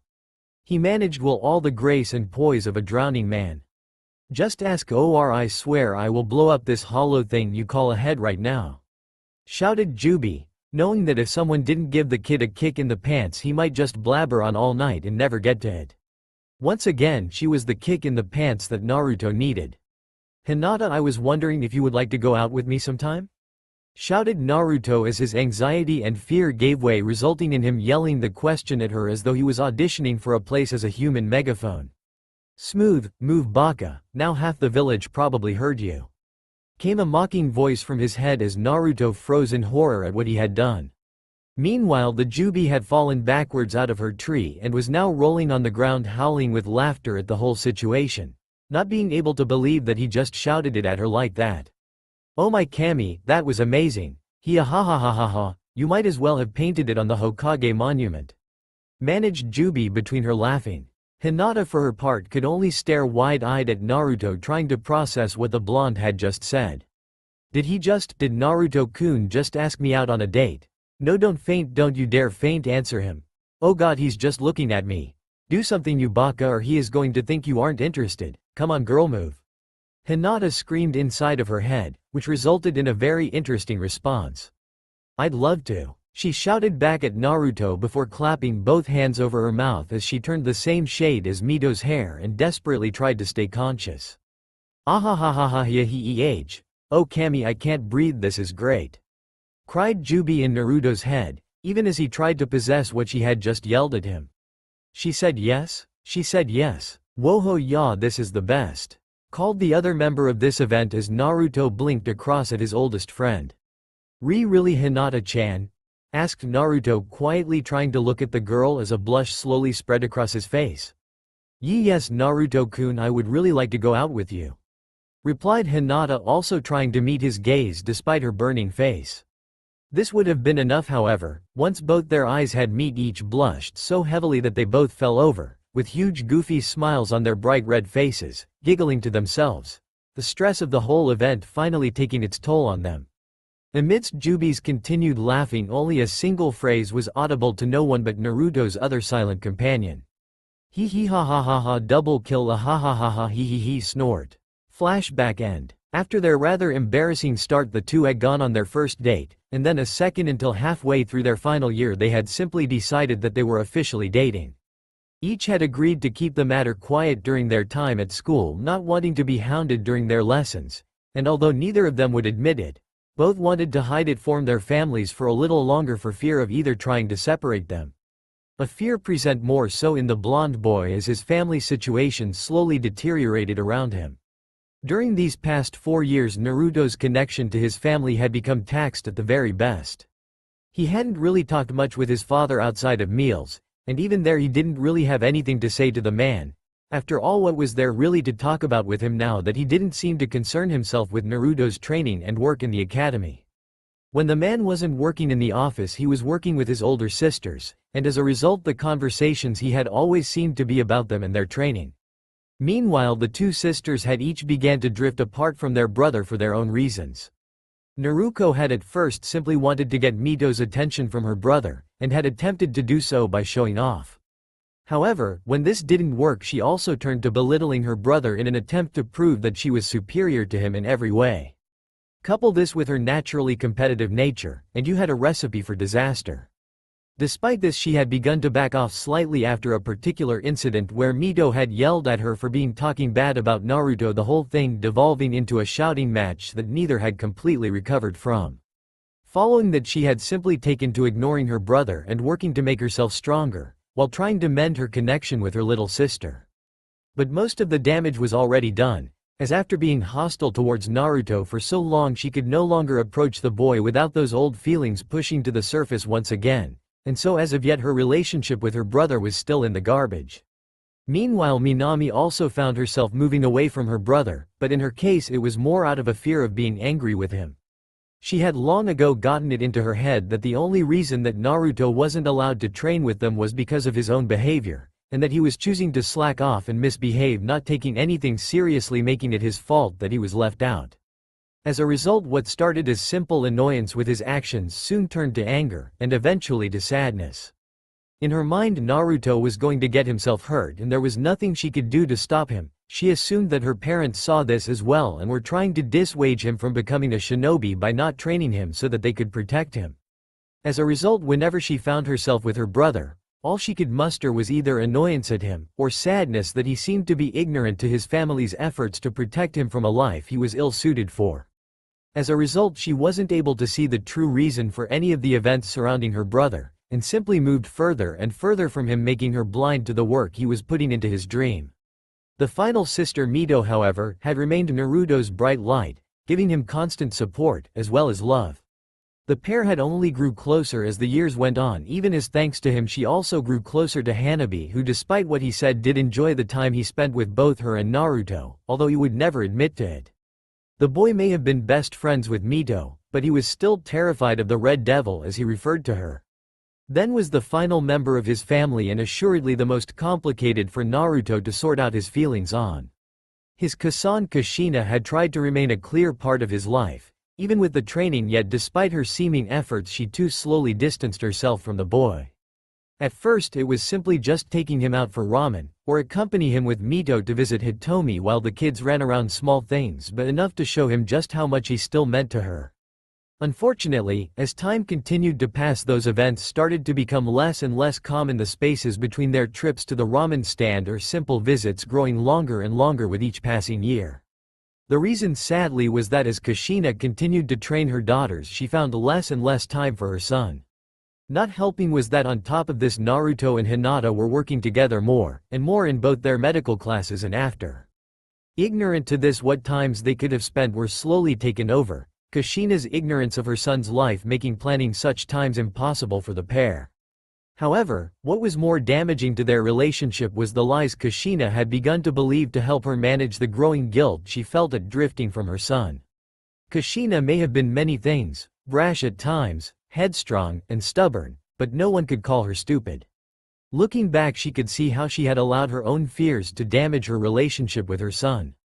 But she also allowed her fear of facing her failure to build into a wall of denial that cut her off from her guilt, piling the reasons and false truths as a means to hold back the swirling storm of failure that was her relationship with her eldest. Recently this had been causing her more and more distress. During his last year she had begun to try and make more time for him, but the issue was that she had been away from his life for so long that she just had no idea of where to begin with him. Her only saving grace was that thankfully Naruto seemed to be willing to be patient with her, though even his willingness to accept accounted for very little as Kushina continued to hold herself back from her son. At the same time Hinata faced her own set of family issues. It wasn't all bad, however. Her mother and her had continued to be there for her despite her limitations, and her connection to Hanabi had actually been very nice as he continued to see her as his loving older sister, who protected him from the treat of what he called the Red Devil, sometimes known as Mito. Where things started to go downhill was with her father. With Hanabi to train he had all but left his daughter to the side of his life, leaving a gap in her family where he was concerned. On top of this her cousin Neji had gotten into a competitive nature like his father and her own, and as a result they were less like family and more like rival sports teams, always trying to one-up each other, leaving her closest relative to be a source of constant abuse. Still, this was not the same for everyone of the pair's age group. Besides each other, they had also found some company in their classmates. Sakura had been a particular surprise. It seemed once she had found her place in the medical field the girl's confidence had skyrocketed. With this came the avoidance of the dreaded fangirls symptoms that seemed to be infecting so many of the class's girls. She had also held onto a strong friendship with Ino, who found herself in the medical class along with Sakura after a while, looking to impress her peers. They had also gotten closer to Kiba, who unlike some of the class had really taken a liking to Naruto's jokes, and found himself enjoying his time with the two friends. It also didn't help that both Mito and Hinata found Akamaru to be the greatest fluffy plushie alive. So that brought the pair to this moment on top of the Hokage monument, looking down at the village below as the first vestiges of light began to crest the horizon. "Naruto-kun, are you sure about this?" asked a blushing Hinata as she looked nervously behind her to where a massive tarp lay wrapped up. "Well, Hinata-chan, a good friend of mine suggested the method, and you did say you wanted to tell everyone about us," smiled back Naruto while pulling out a kunai and walking back towards a rope that was staked to the ground. But Naruto, I'm not sure this is a good idea," continued Hinata, allowing her stutter to return momentarily in face of this coming event. "It's okay Hinata-chan, no matter what happens we'll be okay. Now watch this, it's going to be great," smiled Naruto as he sliced through the rope behind him with a dazzling smile upon his face.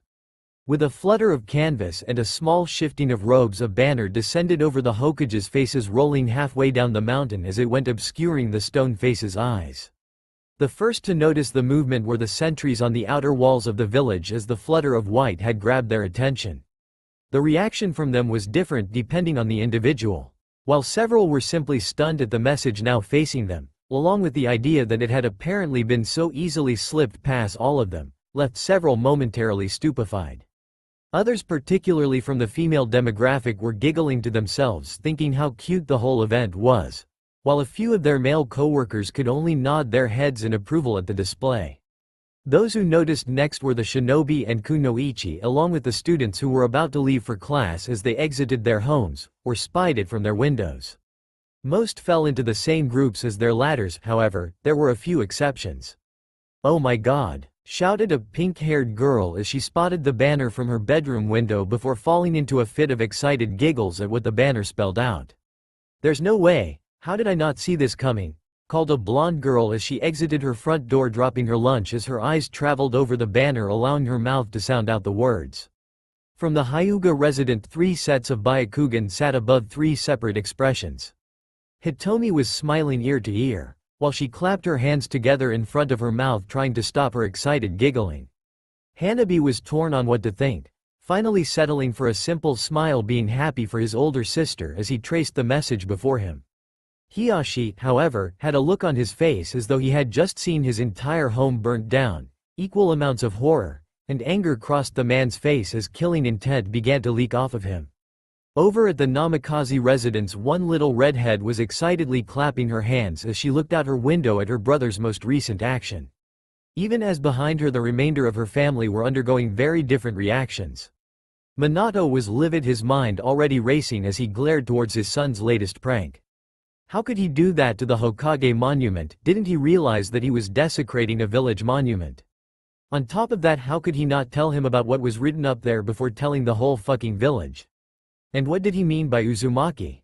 Thought the blonde as he continued to glare at the hanging message.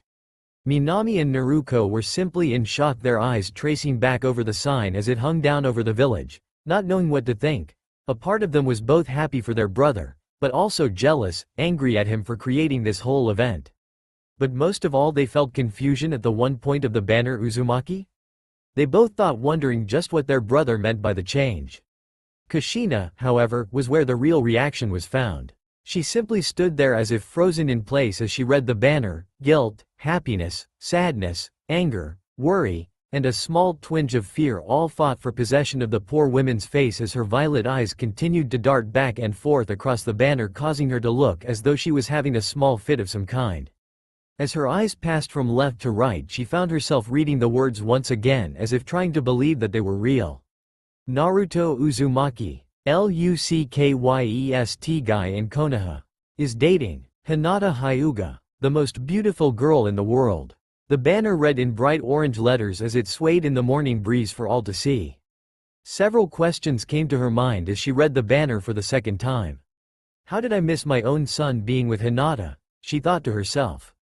How could I miss something so big as this? Why didn't I see it coming?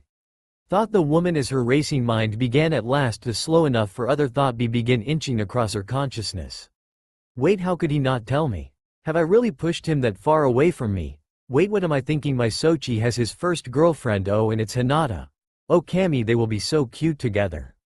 Oh, I wonder if Hitomi is seeing this. Ooh, I wonder how Hiyashi is taking this. Thought the redhead in rapid succession. Her thoughts finally came to rest on one particular part of the banner that suddenly became the complete focus of her attention.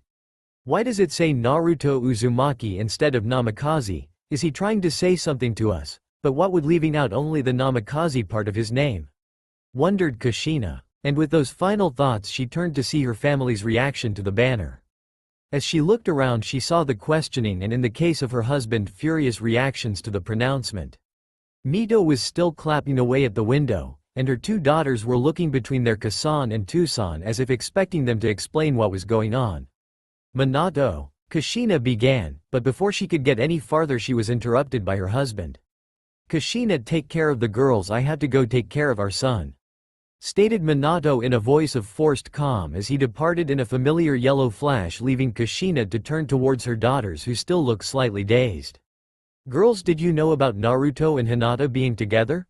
Questioned Kushina to the pair as each met her violet eyes pausing themselves before replying. I didn't, Kasan, but I really don't spend much time with Onichan anymore, replied Naruto, looking a little ashamed as she said it, which did not go unnoticed by Kushina.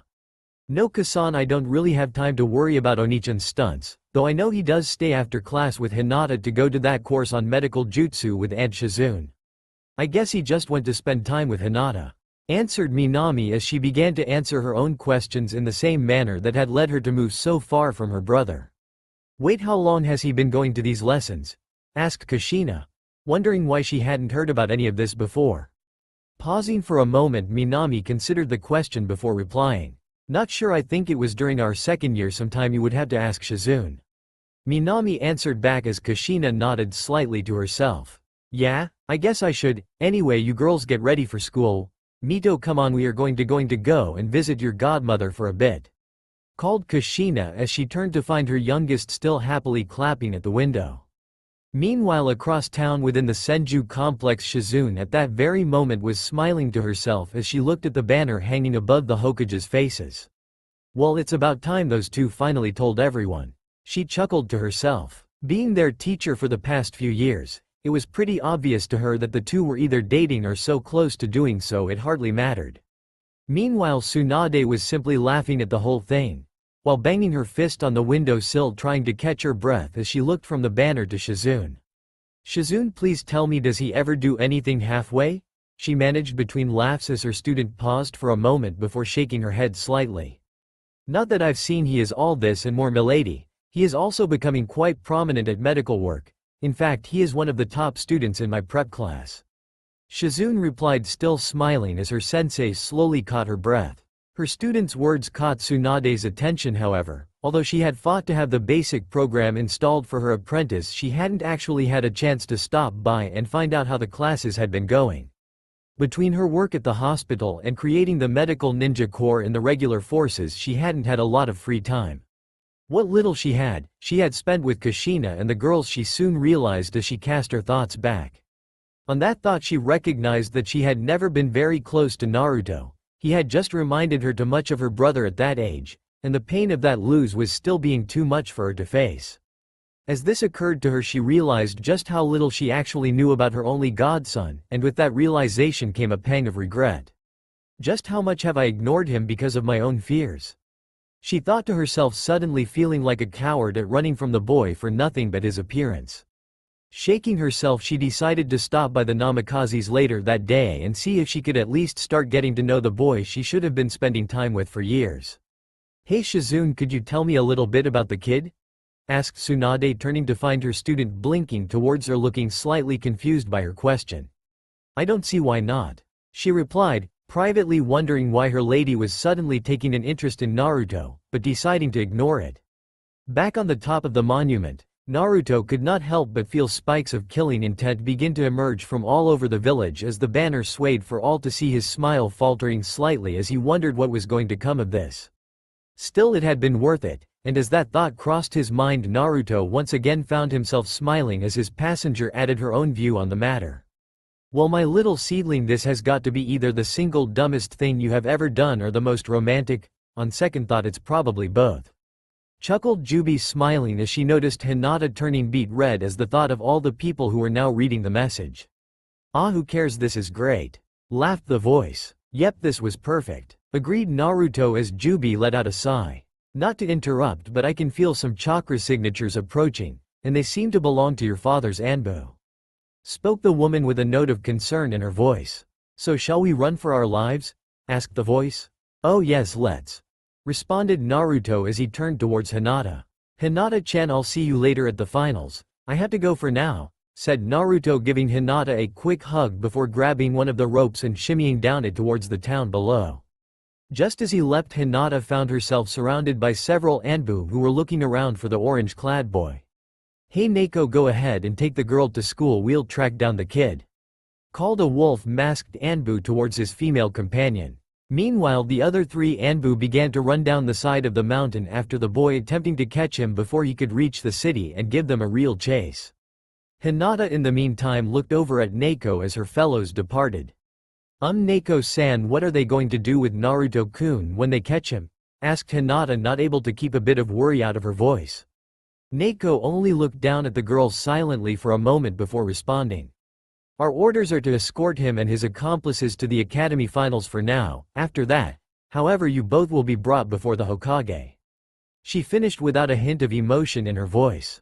This caused Hinata's head to drop slightly. She knew she would probably be okay, but she couldn't help but worry about Naruto. He had not been on good terms with his father for the last few years, and this incident was sure to push things between the two.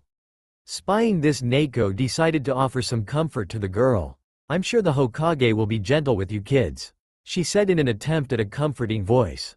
"I'm not worried about myself, Neiko-san," replied Hinata in a firmer voice. "I don't want to see Naruto-kun to get into much trouble is all," she said, looking up at the Anbu with a look that made the women giggle a little despite herself.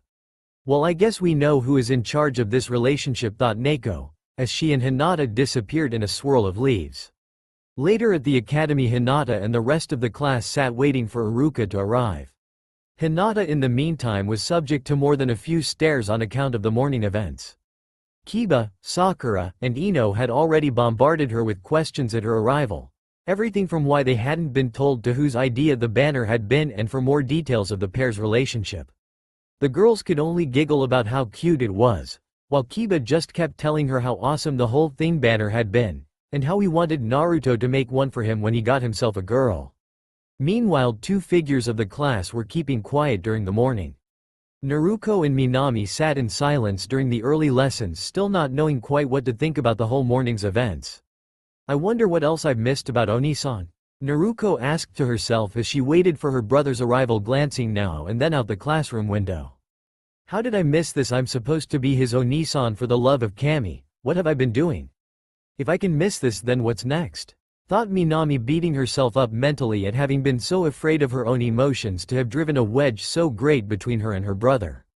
Before either had time to think more on the matter, the door to the classroom opened and in walked Iruka, followed by a blonde boy in step with two Anbu that stood flanking him. "Well everyone, it's time to get these exams underway," called Iruka, giving one final glance back to Naruto and his escorts as he did so. "Well, you gave them a good run while you could," said the Jubi with a cheer-up tone to her voice. "Yeah, who would have thought they would have been able to clear that fruit cart, but you still made them work for it," chuckled the voice in agreement. "Hey, who said you could stop practicing? You still haven't mastered number 6 yet. Till then you won't get to have free time on my watch, Solider. Now back to work, or we start all over again," spoke the woman in a firm tone directed at the other voice. "Ha, sucks to be you," chuckled Naruto mentally as his other confidant let out his own chuckle before fading. "Oh yeah, well you have to deal with Kasan later, so who's it suck to be now?" replied the voice. "Oh crap," thought Naruto as he paused for a moment, his eyes widening. "Oh crap is right, but one thing at a time. For now just concentrate on passing this exam. I'm not having you mess up after all the work you've done to get here." Cut in the Jubi before the two could go at it again. "Yeah, you're right, I have an exam to pass," spoke Naruto aloud by accident, in his enthusiasm drawing all of the classroom occupants' attention. "And now everyone thinks your crazy way to get off to a great start as usual, seedling," sighed Jubi with an exasperated shake of her head as the blonde moved forwards towards his examination. That's all for my now. If you enjoy, then please like, share and do comments.